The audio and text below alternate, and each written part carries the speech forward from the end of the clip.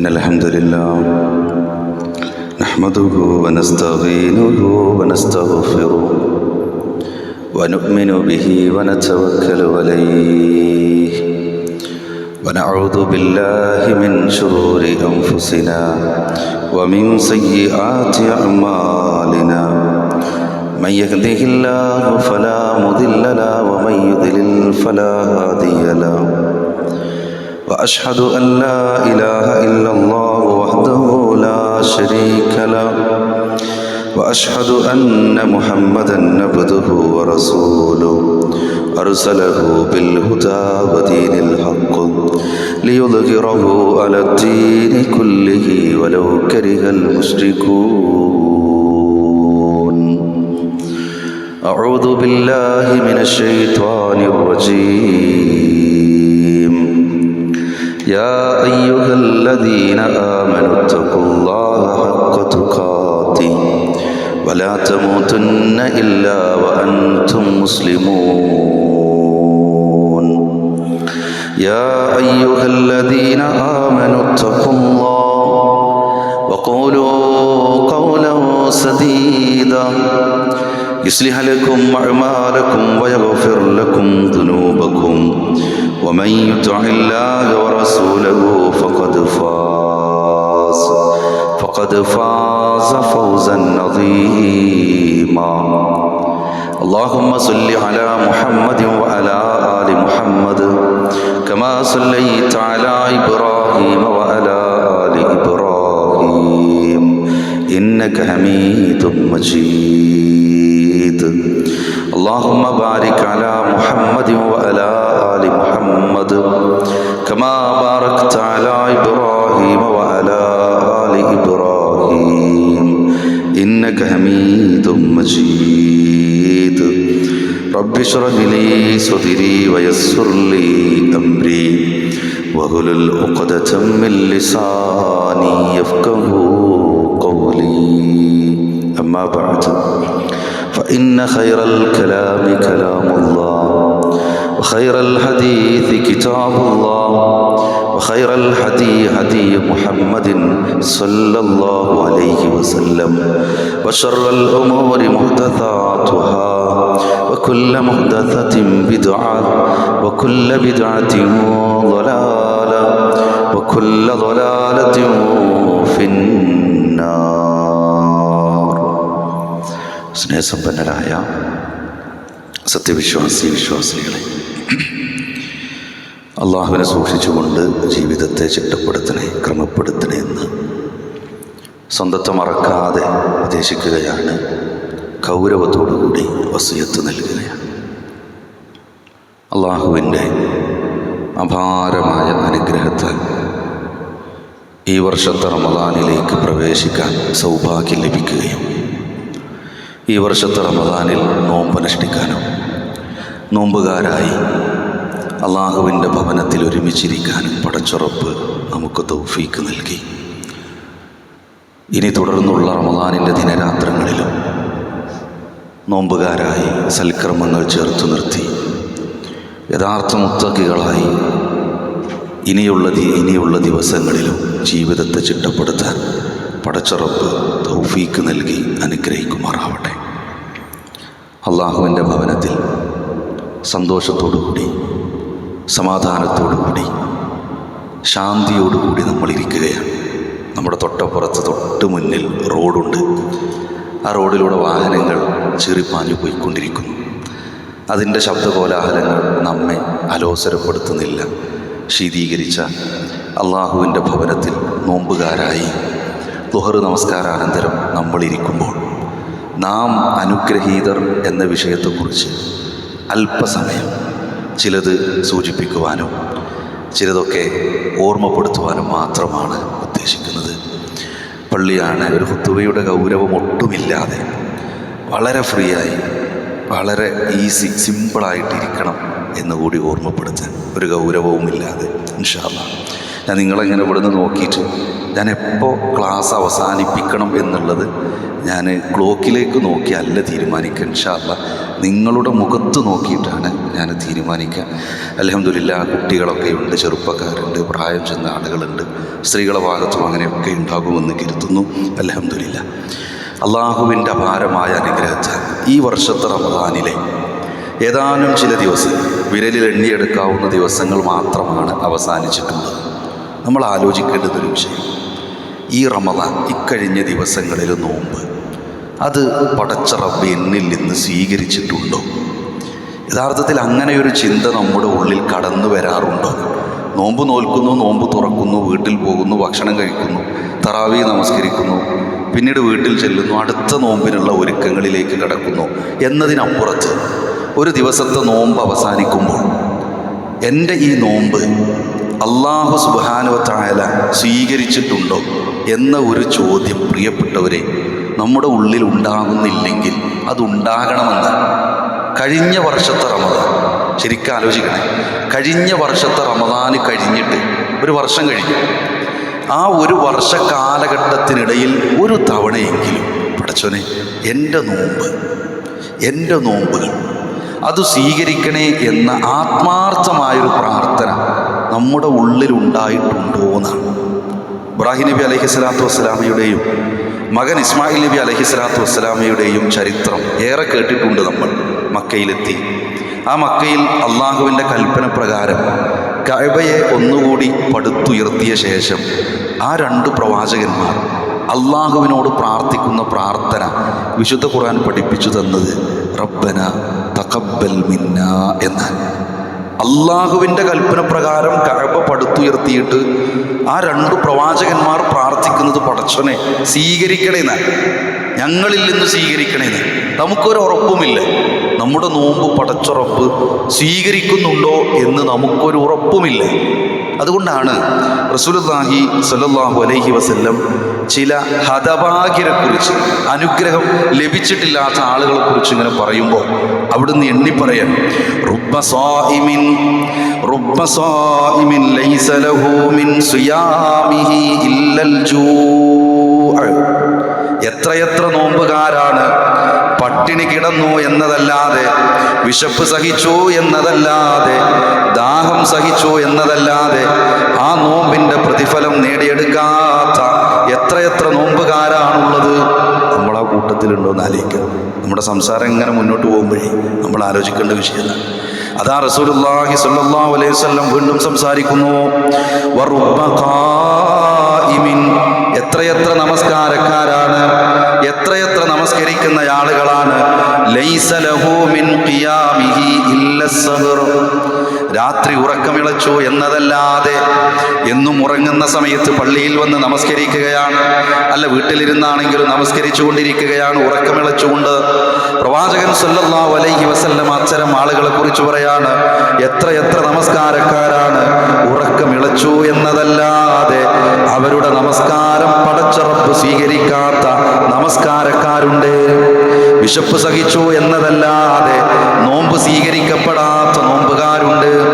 അവരുടെ കൂട്ടത്തിൽ നമ്മൾ ഉണ്ടാകാൻ പാടില്ല. അല്ലാഹു സുബ്ഹാനഹു വ തആല നമ്മുടെ നോമ്പും നമസ്കാരവും സൽക്കർമ്മങ്ങളൊക്കെ സ്വീകരിച്ച് കബൂലാക്കി നമ്മെ അനുഗ്രഹിക്കുമാറാവട്ടെ. പ്രിയപ്പെട്ടവരെ, നമ്മൾ ആലോചിക്കേണ്ടുന്നൊരു വിഷയമാണ് എത്രയെത്ര നമസ്കാരക്കാർ, എത്രയെത്ര നോമ്പുകാർ, അതൊന്നും അല്ലാഹു സ്വീകരിക്കുന്നില്ലെങ്കിൽ ദുനിയാവിലെ ഒരു വിഷയം ഇങ്ങനെ ആലോചിച്ച് നോക്കും. ഒരാൾ റമദാനിൻ്റെ തൊട്ട് മുമ്പത്തെ ദിവസത്തെക്കുറിച്ച് ആലോചിക്കും. ജോലിക്ക് പോകാൻ, അന്നത്തെ ജോലി എടുത്തിട്ട് വേണം റമദാനിലുള്ള വല്ല വിഭവവും എൻ്റെ മക്കൾക്ക് വാങ്ങാൻ എന്നു കരുതി റമദാനിൻ്റെ തൊട്ട് മുമ്പുണ്ടായിരുന്നൊരു കല്യാണം അതന്ന് ഒഴിവാക്കേണ്ടി വന്നു. ജോലിക്ക് പോകാൻ രാവിലെ മുതൽ കനത്ത ചൂടാണ്, നമുക്കറിയാം. ആ ചൂട് സഹിച്ച് വിയർപ്പൊഴുക്കി ആ തിരക്കുകളൊക്കെ ഒഴിവാക്കി ജോലി ചെയ്ത് പ്രയാസപ്പെട്ട് വൈകുന്നേരം കൂലിക്ക് വേണ്ടി മുതലാളിയുടെ അടുത്ത് ചെന്നിട്ട്, കൂലി എന്ന് പറയുമ്പോൾ നീ എടുത്ത പണിയൊന്നും ശരിയായിട്ടില്ല, ഞാൻ ഉദ്ദേശിച്ച പോലെ ആയിട്ടില്ല, നിന്റെ ജോലി ശരിയായിട്ടില്ല, അതുകൊണ്ട് നിനക്ക് കൂലിയില്ല എന്ന് ദുനിയാവിൽ പ്രയാസപ്പെട്ട് പണിയെടുത്തൊരു മനുഷ്യനോട് പറഞ്ഞാൽ അവസ്ഥയൊന്ന് ആലോചിച്ചു, സഹിക്കാൻ കഴിയും. ഇതേപോലെ നമ്മൾ നാളെ നമ്മുടെ നോമ്പുമായി പടച്ച റബ്ബിനെ കണ്ടുമുട്ടുന്ന വേളയിൽ നമ്മുടെ മനസ്സിലുള്ളത് എന്താ? എൻ്റെ നോമ്പൊക്കെ പടച്ച റബ്ബ് റബ്ബ് സ്വീകരിച്ചു എന്നാണ്. ഒന്നും സ്വീകരിക്കാതെ അത് വൃഥാവിലാകി പോകുന്ന അവസ്ഥയൊന്ന് ആലോചിച്ച് നോക്കൂ പ്രിയപ്പെട്ടവരെ. ചില ആളുകൾ അങ്ങനെയുണ്ട് എന്നാണ് ഒരുപാട് ആളുകൾ എണ്ണി പറഞ്ഞത്. രണ്ട് കൂട്ടം ആളുകൾ നമുക്ക് ചർച്ച ചെയ്തിട്ട് വിഷയത്തിലേക്ക് പ്രവേശിക്കാം. ഒന്നാമത്തെ കൂട്ടം ആളുകൾ ആരെന്നറിയോ? ശിർക്ക് ജീവിതത്തിൽ വന്ന ആളുകൾ. ശിർക്ക് ജീവിതത്തിൽ വന്നയാളുകൾ. ഒരു പക്ഷേ ഇവിടെ ഇരിക്കുമ്പോൾ നമ്മുടെ ഉള്ളിലൊന്നും ശിർക്കിൻ്റെ ഒരു പുഴുക്കുത്തു പോലുമില്ല, ചെറിയ ലാഞ്ചന പോലുമില്ല. ശിർക്ക് ജീവിതത്തിലുണ്ടെങ്കിൽ നമ്മളിവിടെ വന്നിരിക്കില്ലല്ലോ. നമ്മളിവിടെ വന്നിരുന്നത് എന്തിനാ? ശിർക്ക് ജീവിതത്തിൽ ഇല്ലാത്തത് കൊണ്ടാണ്. പക്ഷെ ശിർക്ക് ജീവിതത്തിൽ വന്നാൽ അവൻ്റെ എല്ലാ അമലുകളും പൊളിഞ്ഞു, എല്ലാം പൊളിഞ്ഞു. നമ്മുടെ മനസ്സിലുള്ളതെന്ന് എൻ്റെ ജീവിതത്തിലേക്ക് ശിർക്കൊന്നും വരൂല. ഞാൻ ചെറുപ്പം മുതലേ തൗഹീദ് മനസ്സിലാക്കിയതാണ്. ഞാൻ മദ്രസയിൽ മലയാളത്തിൽ തൗഹീദും ശിർക്കും ബിദഅത്തും കുഫറൊക്കെ പഠിച്ച ആളാണ്. എൻ്റെ ജീവിതത്തിലേക്ക് അത് വരില്ല. ഞാൻ എല്ലാ വെള്ളിയാഴ്ചയും മലയാളത്തിൽ ഉത്തുബ കേൾക്കുന്ന ആളാണ്. ഞാൻ അതിനെക്കുറിച്ചുള്ള ക്ലാസ്സുകൾ കേൾക്കും. റമദാനിൽ പഠിക്കാൻ തയ്യാറാവും. റമദാനിൽ ക്ലാസ് ഉണ്ടാകുമ്പോൾ ഞാനവിടെ ഉണ്ടാകും. എൻ്റെ ജീവിതത്തിലേക്ക് ശിർക്ക് വരില്ല എന്ന് തീർച്ചപ്പെടുത്താൻ കഴിയുമോ പ്രിയപ്പെട്ടവരെ? കഴിയും. പ്രവാചകൻ സല്ലല്ലാഹു അലൈഹി വസല്ലം പറയുന്നത്, എൻ്റെ ഉമ്മത്തിലേക്ക് ശിർക്ക് വരും. എങ്ങനെ വരുന്നത്? കറുത്ത സഫാ കുന്നിലൂടെ കറുത്ത ഒരു ഉറുമ്പ് അരിച്ചു വരുന്നത് പോലെ എൻ്റെ ഉമ്മത്തിലേക്ക് ശിർക്ക് വരുമെന്ന് റസൂലുള്ളാഹി സ്വല്ലല്ലാഹു അലൈഹി വസല്ലം. സഫാ കുന്ന് ഉംറക്ക് പോയിട്ടുള്ള ആളുകൾക്കൊക്കെ കാണാനുള്ള ഭാഗ്യം ലഭിച്ചിട്ടുണ്ടാവും. നമുക്കൊക്കെ പടച്ച റബ്ബ് അത്തരം സൗഭാഗ്യം നൽകി അനുഗ്രഹിക്കുമാറാവട്ടെ. ആ സഫാ കുന്നിൻ്റെ കളറ് നമുക്കറിയാം. കുറച്ച് ഭാഗം ഇങ്ങനെ കാണാൻ കഴിയും. അതിലേക്കൊരു കറുത്ത ഉറുമ്പ് അരിച്ചു വന്നാൽ അത് മനസ്സിലാക്കാൻ കഴിയില്ല. ഇതുപോലെ എൻ്റെ ഉമ്മത്തിലേക്ക് ശിർക്ക് വരും. ഉമ്മത്തിലേക്ക് വരുന്ന അവധി. ഞാനൊരാളെ പറ്റി പറഞ്ഞുതരാം. 70 വയസ്സ് വരെ തൗഹീദി പ്രസ്ഥാനത്തിന് വേണ്ടി പണിയെടുക്കുന്നൊരു മനുഷ്യൻ. തൻ്റെ 70 വർഷക്കാലം പള്ളിയുടെ ആളായി, മദ്രസയുടെ ആളായി, കമ്മിറ്റിയിലുണ്ടായി, പ്രസ്ഥാനത്തിന് വേണ്ടി കുട്ടികളെ ഹിഫ്ള് സ്ഥാപനങ്ങളിൽ പഠിപ്പിച്ചു. ദീനീ വിഷയങ്ങളിൽ, വസ്ത്രത്തിൽ പോലും ശ്രദ്ധയുണ്ടായി. മക്കളുടെ വിഷയത്തിലും വീട്ടിലെ ചിട്ടകളിൽ പോലും ഇതെല്ലാം പരിപാലിച്ചിരുന്നൊരു മനുഷ്യന് 70ാമത്തെ വയസ്സിൽ വയറിലൊരു വേദന, വയറ്റിലൊരു വേദന. ഡോക്ടറെ കണ്ടു, ടെസ്റ്റുകളൊക്കെ നടത്തി. ആഴ്ചകൾക്ക് ശേഷം റിസൾട്ട് വന്നു. സംഗതി പ്രശ്നമാണ്. സ്റ്റേജ് മാറിയിട്ടുണ്ട്. ഇനി അതിൽ നിന്നൊരു മാറ്റം ഉണ്ടാവില്ല. ഇനി നിങ്ങളുടേതായ രൂപത്തിലൊക്കെ പരിശ്രമിച്ചോളൂ, വേദന മാറൂല എന്ന് ഡോക്ടർ പറയുമ്പോൾ ആ ഡോക്ടറെ മാറ്റി വേറെ ഡോക്ടർമാരെ കണ്ടു. ആയുർവേദം പരീക്ഷിച്ചു, ഹോമിയോ പരീക്ഷിച്ചു, എന്തൊക്കെ ലഭ്യമാണ് എല്ലാം പരീക്ഷിച്ചു. അവസാനം കുടുംബത്തിലൊരകന്ന ബന്ധു വന്നിട്ട് പറയുന്നു, ഈ സലഫിയാണ് എന്ന് ഞങ്ങൾക്കറിയാം, എനിക്കറിയാം, മുജാഹിദാണ് എന്നറിയാം, എനിക്ക് വിശ്വാസമൊന്നും ഉണ്ടാവില്ല. പക്ഷെ എന്തറിയോ, നിന്നെപ്പോലെ പ്രയാസം അനുഭവിച്ചിരുന്ന, വേദന അനുഭവിച്ചിരുന്ന ഒരാൾ എൻ്റെ നാട്ടിലുണ്ടായിരുന്നു. അയാൾക്ക് വേദന മാറിയത് ഇന്ന ശരീഖിൻ്റെ അടുത്ത് ചെന്ന് അവിടുന്ന് ഒരു കുപ്പി വെള്ളം തന്നു. അത് കുടിച്ചപ്പോഴാണ് മാറിയത്. നിനക്ക് വിശ്വാസമില്ലെന്നറിയാം, എന്നാലൊന്ന് പോയി നോക്കൂ. വേദന കടിച്ചമർത്തിക്കൊണ്ട് ആ മനുഷ്യൻ 71ാമത്തെ വയസ്സിൽ തൻ്റെ മകനെയും കൂട്ടി കാറ് തുറന്ന കാറിൽ കയറി യാത്രയാവുകയാണ്. എന്തിനാ? ഒരു കുപ്പി വെള്ളത്തിന്. എന്തിനാ? അതിന് ശമനമുണ്ട്. അള്ളാഹുവോട് പ്രാർത്ഥിച്ചു. ആ മനുഷ്യൻ എത്ര കാലം നോമ്പെടുത്തു. ആ വെള്ളം കുടിക്കുന്നതോടുകൂടി, ആ വെള്ളത്തിന് വേണ്ടി യാത്രയാകുന്നതോടുകൂടി ആ മനുഷ്യൻ്റെ പൊളിഞ്ഞു പോകുന്നത് 70 വർഷക്കാലത്തെ അമലുകളാണ്. 70 വർഷക്കാലം ബുദ്ധി ഉറച്ചിട്ട് എന്തായിരുന്നാലും 10-15 കൊല്ലത്തെ നോമ്പ് കിട്ടിയില്ലേ? പൊളിഞ്ഞുപോയി, കഴിഞ്ഞു. നമസ്കാരങ്ങൾ കഴിഞ്ഞു. ലാ ഇലാഹ ഇല്ലല്ലയിൽ വല്ല പുഴുക്കുത്തുകളും കടന്നു വന്നാൽ നമ്മുടെ എല്ലാ നോമ്പും പൊളിഞ്ഞു, നമസ്കാരങ്ങൾ പൊളിഞ്ഞു. പ്രവാചകൻ സല്ലല്ലാഹു അലൈഹി വസല്ലമയോട് പോലും പറഞ്ഞതെന്താ? ലഇൻ അശ്റക്ത, പ്രവാചകരെ, അങ്ങെങ്ങാനും അങ്ങയുടെ ജീവിതത്തിലെങ്ങാനും ശിർക്ക് കടന്നു വന്നാൽ എല്ലാ അമലുകളും പൊളിഞ്ഞു പോകും. എല്ലാ അമലും പൊളിഞ്ഞു പോകും. പ്രവാചകൻ സല്ലല്ലാഹു അലൈഹി വസല്ലമയോട് പറഞ്ഞ വിഷയം. അതുകൊണ്ട് നമുക്ക് എന്ത് ഉറപ്പാണുള്ളത് പ്രിയപ്പെട്ടവർ? ഒരു ഉറപ്പില്ല. ഇന്ന് ലാ ഇലാഹ ഇല്ലല്ലാഹുണ്ട്, അൽഹംദുലില്ലാഹ്. ഇന്ന് ലാ ഇലാഹ ഇല്ലല്ലാഹ്. നാളെ ഞാൻ മരിക്കുവാണെങ്കിൽ, നാളെ ഞാൻ മരിച്ച എൻ്റെ ഹൃദയത്തിൽ ലാ ഇലാഹ ഇല്ലല്ലാഹ് ഉണ്ടാകും എന്ന് എന്ത് ഉറപ്പാണുള്ളത്? ശിർക്ക് എന്ന് പറയുമ്പോൾ നമ്മുടെ മനസ്സിലുണ്ടാവും എന്തറിയാം? ഒരു വിഗ്രഹത്തിൻ്റെ മുന്നിൽ ചെന്ന് കൈകൂപ്പി നിൽക്കുക, അല്ലെങ്കിൽ ഒരു ചിത്രം വെച്ച് മെഴുകുതിരി കത്തിച്ച് മുട്ടുകുത്തി നിന്ന് കൈകളിങ്ങനെ വെച്ച് പ്രാർത്ഥിക്കുക. ഇതല്ലെങ്കിൽ ഒരു ജാറത്തിൻ്റെ മുന്നിൽ ചെന്ന് സുജൂദ് ചെയ്ത് പ്രാർത്ഥിച്ച് പച്ച വിരിച്ച് ആ രൂപത്തിൽ വല്ല തുലാഭാരം നടത്തുക. ഇത് മാത്രമാണോ ശിർക്ക്? നമ്മൾ അറിയാതെ വരുന്നല്ലേ പറഞ്ഞ്. നമ്മളൊരു പുതിയ വീട് വെച്ചു, ആലോചിച്ചു. ഒരു ഉദാഹരണം, പുതിയ വീട് വെച്ചു. ആ പുതിയ വീടിൻ്റെ കുടിയിരിക്കലൊക്കെ കഴിഞ്ഞു, പുതിയ വീട്ടിലേക്ക് താമസമൊക്കെ മാറി. ഒരു 5 ദിവസം കഴിഞ്ഞപ്പോൾ ഭാര്യ ഒന്ന് അടുക്കളയിൽ തെന്നി വീണു. പടച്ച റബ്ബ് അത്തരം പരീക്ഷണങ്ങളിൽ നിന്ന് നമ്മെ കാത്തു സംരക്ഷിക്കുമാറാവട്ടെ. സാങ്കല്പികമാണല്ലോ. ഭാര്യ ഒന്ന് വീണു. അപ്പോൾ 2 ദിവസം ഇങ്ങനെ കഴിഞ്ഞപ്പോൾ മോനത് പുത്തനത്താണിയിൽ നിന്ന് ഇങ്ങനെ തിരിഞ്ഞ ബൈക്കിൽ ഇങ്ങനെ വരികയായിരുന്നു. ആ പട്ടടക്കാവ് ഇങ്ങനെ വീണ്. വലിയ അപകടമൊന്നും ഉണ്ടായില്ല, പക്ഷെ ഒന്ന് വീണ്. ഈ സാധു വീടിൻ്റെ കുടിയിരിക്കലിന് വേണ്ടി അവിടുന്ന് ലീവ് എടുത്ത് വന്നതാണ് വിദേശത്തുനിന്ന്. കുടിയിരിക്കൽ കഴിഞ്ഞ 2 ആഴ്ച കഴിഞ്ഞപ്പോൾ കോള് വന്നു. എന്താ വന്നത്? ഇനി ഞങ്ങൾ പറഞ്ഞിട്ട് വന്നാൽ മതി, ഇവിടെ തൽക്കാലം പ്രയാസമാണ്, ചുരുക്കത്തിൽ ജോലി നഷ്ടമായി. പെൺകുട്ടിനെ കെട്ടിച്ചയച്ചിട്ട് 10-15 കൊല്ലമായി. കുറച്ച് ദിവസം മുമ്പ് കോള് വന്നു വീട്ടിൽ നിന്ന്. പെൺകുട്ടി കരഞ്ഞിട്ട്, ഉപ്പച്ചി പ്രശ്നമാണ് കേട്ടോ, ഉമ്മച്ചിയെ പ്രശ്നമാണ്, നിങ്ങൾ വരി. 15 കൊല്ലം പ്രശ്നമില്ല, പ്രശ്നങ്ങളോട് പ്രശ്നം. വീട്ടിലേക്ക് താമസം മാറിയപ്പോൾ നേരത്തെ വന്നില്ലേ, മന്ത്രിച്ചൂതിയ വെള്ളം കുടിച്ചാൽ മാറുമെന്ന് പറഞ്ഞ ആൾ വീണ്ടും വരും. ആ മനുഷ്യൻ വന്നിട്ട് പറയും, ഇത് ആരെ പ്രശ്നം അറിയോ? വീടിൻ്റെ പ്രശ്നമാണ്. ഈ വീട് വെച്ചത് ശരിയായിട്ടില്ല. ഈ ഒന്ന് ആലോചിച്ച് നോക്കി, നിന്റെ പെണ്ണുകളെ എത്ര കാലമായി നിന്റെ ഭാര്യ അടുക്കളയിൽ പെരുമാറാൻ തുടങ്ങിയിട്ട് ഈ വീട്ടിലെത്തിയിട്ടല്ലേ ഓളൊന്ന് വീണത്? നിന്റെ പയ്യൻ എത്ര കാലമായി അങ്ങാടി കൂടി കാണാതെ പോകാൻ കഴിയുമോ? കണ്ണ് ചുമ്മി ഡ്രൈവ് ചെയ്യാൻ പറ്റും? അവൻ വീണത് ഇപ്പോഴല്ലേ? എത്ര കൊല്ലമായി? 35 കൊല്ലം ഗൾഫിൽ നിന്നിട്ട് ഇപ്പോഴല്ല എൻ്റെ ജോലി പോയത്. 15 കൊല്ലമായി കുട്ടിനെ കെട്ടിച്ച വീട്ടിൽ. ഇപ്പോഴല്ലേ അവിടുന്ന് ഒരു കോള് വന്നത്? ഈ എന്താ നാട്ടുകാരോട് പറഞ്ഞു? എൻ്റെ കുട്ടി സ്വർഗത്തിലാണെന്നാണ് പറഞ്ഞത്. ഇപ്പോൾ കോള് വന്നു, പ്രയാസത്തിലാണ്. ഇത് ആരെ കുഴപ്പമെന്നറിയാം? വീട് വെച്ചത് ശരിയായിട്ടില്ല. ഞങ്ങളുടെ നാട്ടിലൊരു തങ്ങളുണ്ട്, ആ തങ്ങളെ കൊണ്ടുപോകാം. തങ്ങളെ കൊണ്ടുവന്നിട്ട് വീടൊന്ന് നോക്ക്, ഇതിൻ്റെ ചില മൂലകൾ പ്രശ്നമുണ്ട്. കന്നിമൂലയിൽ അതാണ്, ഇന്ന മൂലയിൽ ഇതാണ് എന്നൊക്കെ പറയുമ്പോൾ ആ മനുഷ്യൻ്റെ ഹൃദയത്തിൽ ഇങ്ങനെ തോന്നുക, പള്ളിയിൽ 1-ാമത്തെ സൊഫിൽ ഇരിക്കണ ആൾക്ക് തോന്നണേ, ആ ശരി തന്നെയാണ് കേട്ടോ, അയാളൊന്ന് കൊടുന്നാൽ വീടൊന്ന് പരിശോധിച്ചിട്ട് ആ ടോയ്ലറ്റ് ഒന്ന് പൊളിച്ച് മാറ്റി പണിയാം എന്ന് തോന്നിയാൽ പൊളിഞ്ഞു പോകുന്നത് എത്ര കാലത്തെ തൗഹീദാണ് പ്രിയപ്പെട്ടവരെ.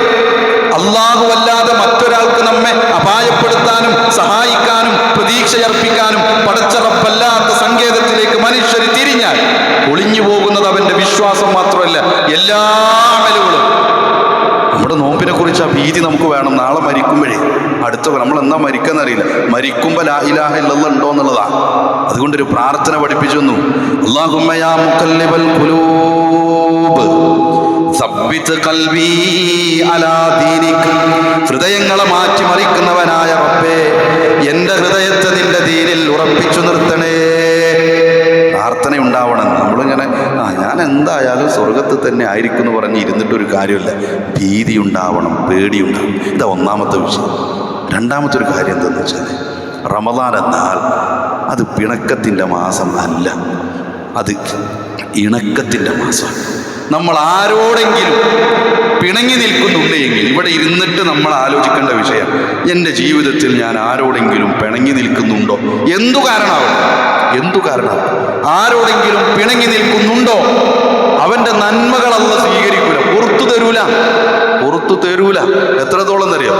എല്ലാ തിങ്കളാഴ്ചയും എല്ലാ വ്യാഴാഴ്ചയും നന്മകളൊക്കെ രേഖപ്പെടുത്തി തിന്മകളൊക്കെ പുറത്തു കൊടുക്കും. ചില ആളുകൾക്ക് പുറത്തു കൊടുക്കില്ല, ഇല്ലാ റജുലൻ.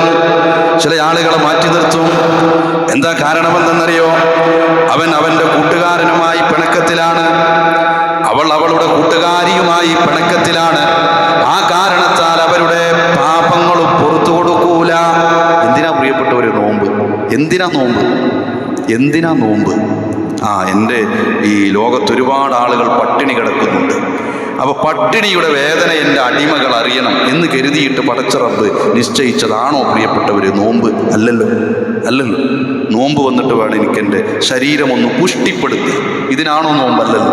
നോമ്പ് വന്നിട്ട് വേണം ഡയറ്റ് ഒന്ന് ക്ലിയർ ആക്കാൻ, ഇതിനും അല്ലല്ലോ നോമ്പ്. നോമ്പ് എന്തിനുള്ളതാണ്? വിശുദ്ധ ഖുർആൻ എന്താ പറഞ്ഞേ?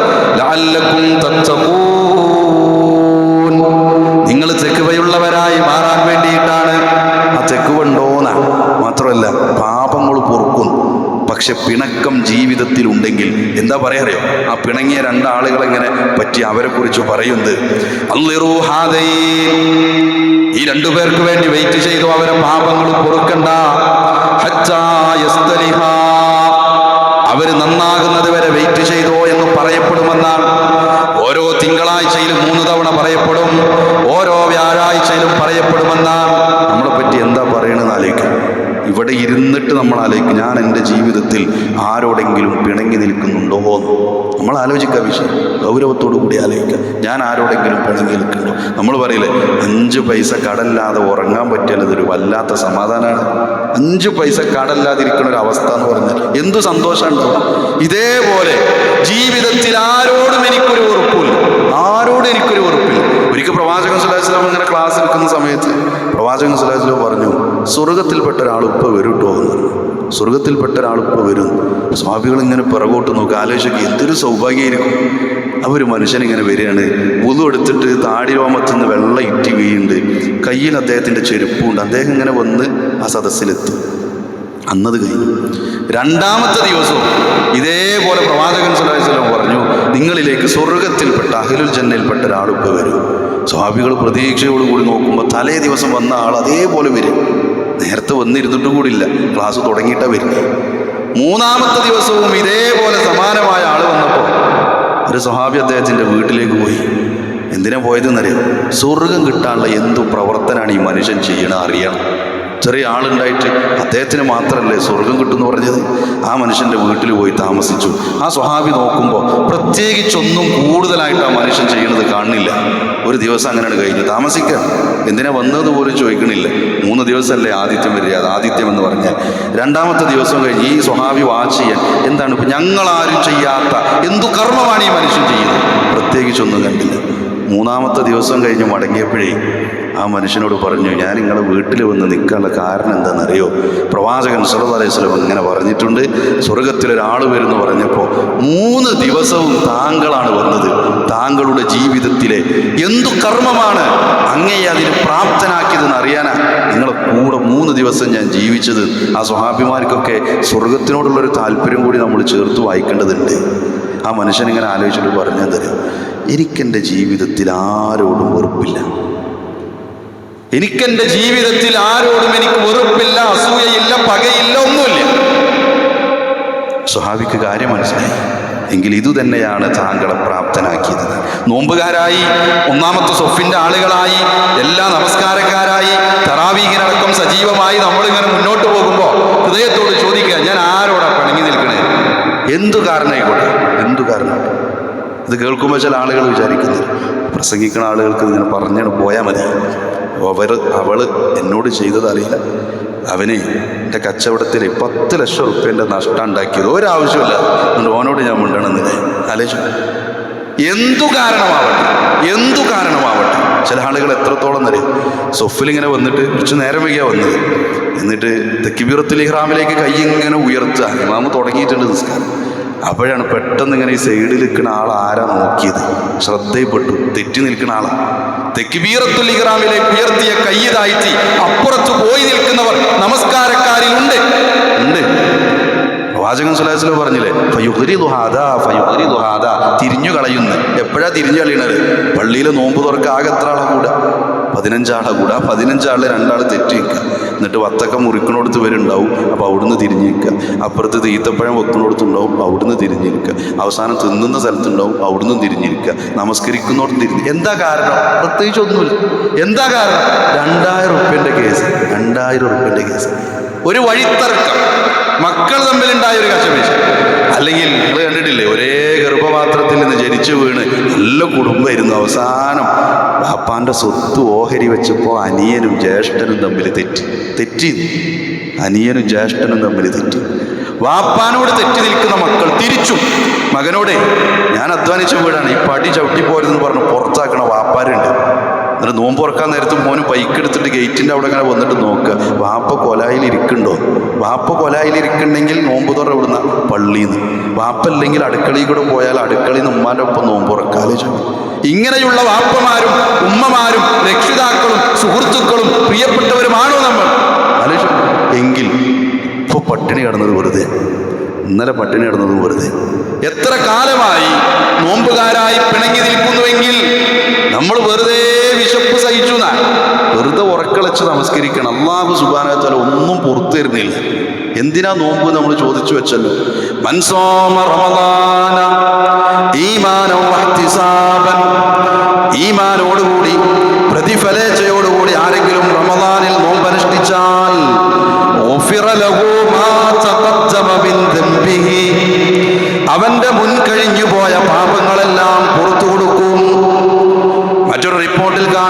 صام يوما في سبيل الله അള്ളാഹുവിന്റെ മാർഗത്തിൽ ഒരൊറ്റ നോമ്പനുഷ്ഠിച്ചാലും അവന്റെ മുഖത്തെ നരകത്തിൽ നിന്ന് 70 വർഷക്കാലം ഒരു മനുഷ്യൻ സഞ്ചരിച്ചാൽ എത്ര ദൂരമെത്തുമോ അത്ര ദൂരം അവന്റെ മുഖത്തെ നരകത്തിൽ നിന്ന് പിറകോട്ട് വലിക്കുമെന്നാണ്.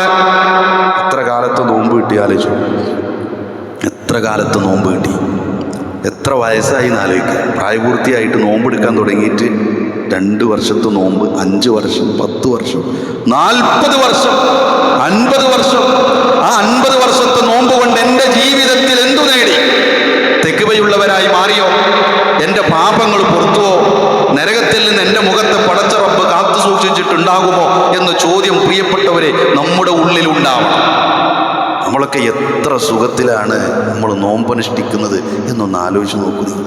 എത്ര സൗകര്യത്തിലും എത്ര സുഖത്തിലുമാണ് നമ്മൾ നോമ്പനുഷ്ഠിക്കുന്നതെന്ന് ആലോചിച്ചു. നമ്മൾ ഈ പള്ളിയിൽ ഇങ്ങനെ ക്ലാസ് എടുക്കുമ്പോഴേ, നോമ്പ് നോറ്റിട്ടാണല്ലോ ക്ലാസ് എടുക്കുന്നത്, ഈ പള്ളിക്ക് മുകളിലേക്ക് ഒരു മിസൈൽ വന്ന് വീഴാൻ സാധ്യതയുണ്ട് എന്ന് നമ്മൾ ആരും ആലോചിക്കുന്നില്ല. ഇന്ന് നമ്മൾ ആലോചിക്കുന്നില്ല. ഈ വാതിൽ തുറന്ന് ആരെങ്കിലും നമ്മെ ആക്രമിക്കാൻ വരും, നമ്മെ പ്രയാസപ്പെടുത്തും, ചീമുട്ടയെടുത്തെറിയും, പള്ളിയിൽ നിന്ന് പോകുന്ന വഴിയിൽ നീ മുസ്ലിമാണല്ലേ എന്ന് പറഞ്ഞ് താടി പിടിച്ച് പറിക്കുന്നൊരവസ്ഥ ഇന്ന് നമ്മുടെ നാട്ടിലില്ല. ഇല്ല, ആലോചിച്ചു. നമ്മൾ എത്ര അനുഗ്രഹീതരാണ് പ്രിയപ്പെട്ടവർ. നമ്മുടെ വിഷയം അതാണ്, നമ്മൾ എത്ര അനുഗ്രഹീതരാണ്. ഞാൻ ഖുതുബ പറയുന്ന പള്ളിയിൽ അവിടെ ആസാമുകാരനായ ഒരു ഇമാമുണ്ട്, സുഹൃത്ത്, ആസാമുകാരനായ ഇമാം. അദ്ദേഹം, ഞാൻ പള്ളിയിൽ എത്തിക്കഴിഞ്ഞാൽ അദ്ദേഹം കൂടെ വരും, സന്തോഷമാണ്. അദ്ദേഹം വെള്ളമൊക്കെ എടുത്ത് നമ്മൾ കൂടെ ഇരുന്ന് കുശലാന്വേഷണമൊക്കെ നടത്തി. ഒരു ദിവസം ചെന്നപ്പോൾ ഏതാണ്ട് 1 വർഷത്തിനടുത്തായി, കഴിഞ്ഞ റമദാനിന് ശേഷമാണ്. അദ്ദേഹത്തിൻ്റെ മുഖം വല്ലാതെ പ്രയാസം, നമുക്കറിയാലോ ഒരാളുടെ മനസ്സിലൊരു പ്രയാസം ഉണ്ടെങ്കിൽ നമുക്കത് മനസ്സിലാവും. അപ്പോൾ ഖുതുബ കഴിഞ്ഞിട്ട് ചോദിക്കാമെന്ന് കരുതി, അത്ര മുഖം തന്നില്ല അന്ന്. വെള്ളമൊക്കെ കൊണ്ടുവന്ന് കുറച്ച് സംസാരിച്ച് പോയി. ഖുതുബ കഴിഞ്ഞ് ഇദ്ദേഹമാണ് ഭക്ഷണം കൊണ്ടുവരും. ഞങ്ങൾ ഒരുമിച്ചിരുന്ന് കഴിക്കുമ്പോൾ ഞാനിങ്ങനെ ചോദിച്ചു, എന്തു പറ്റി?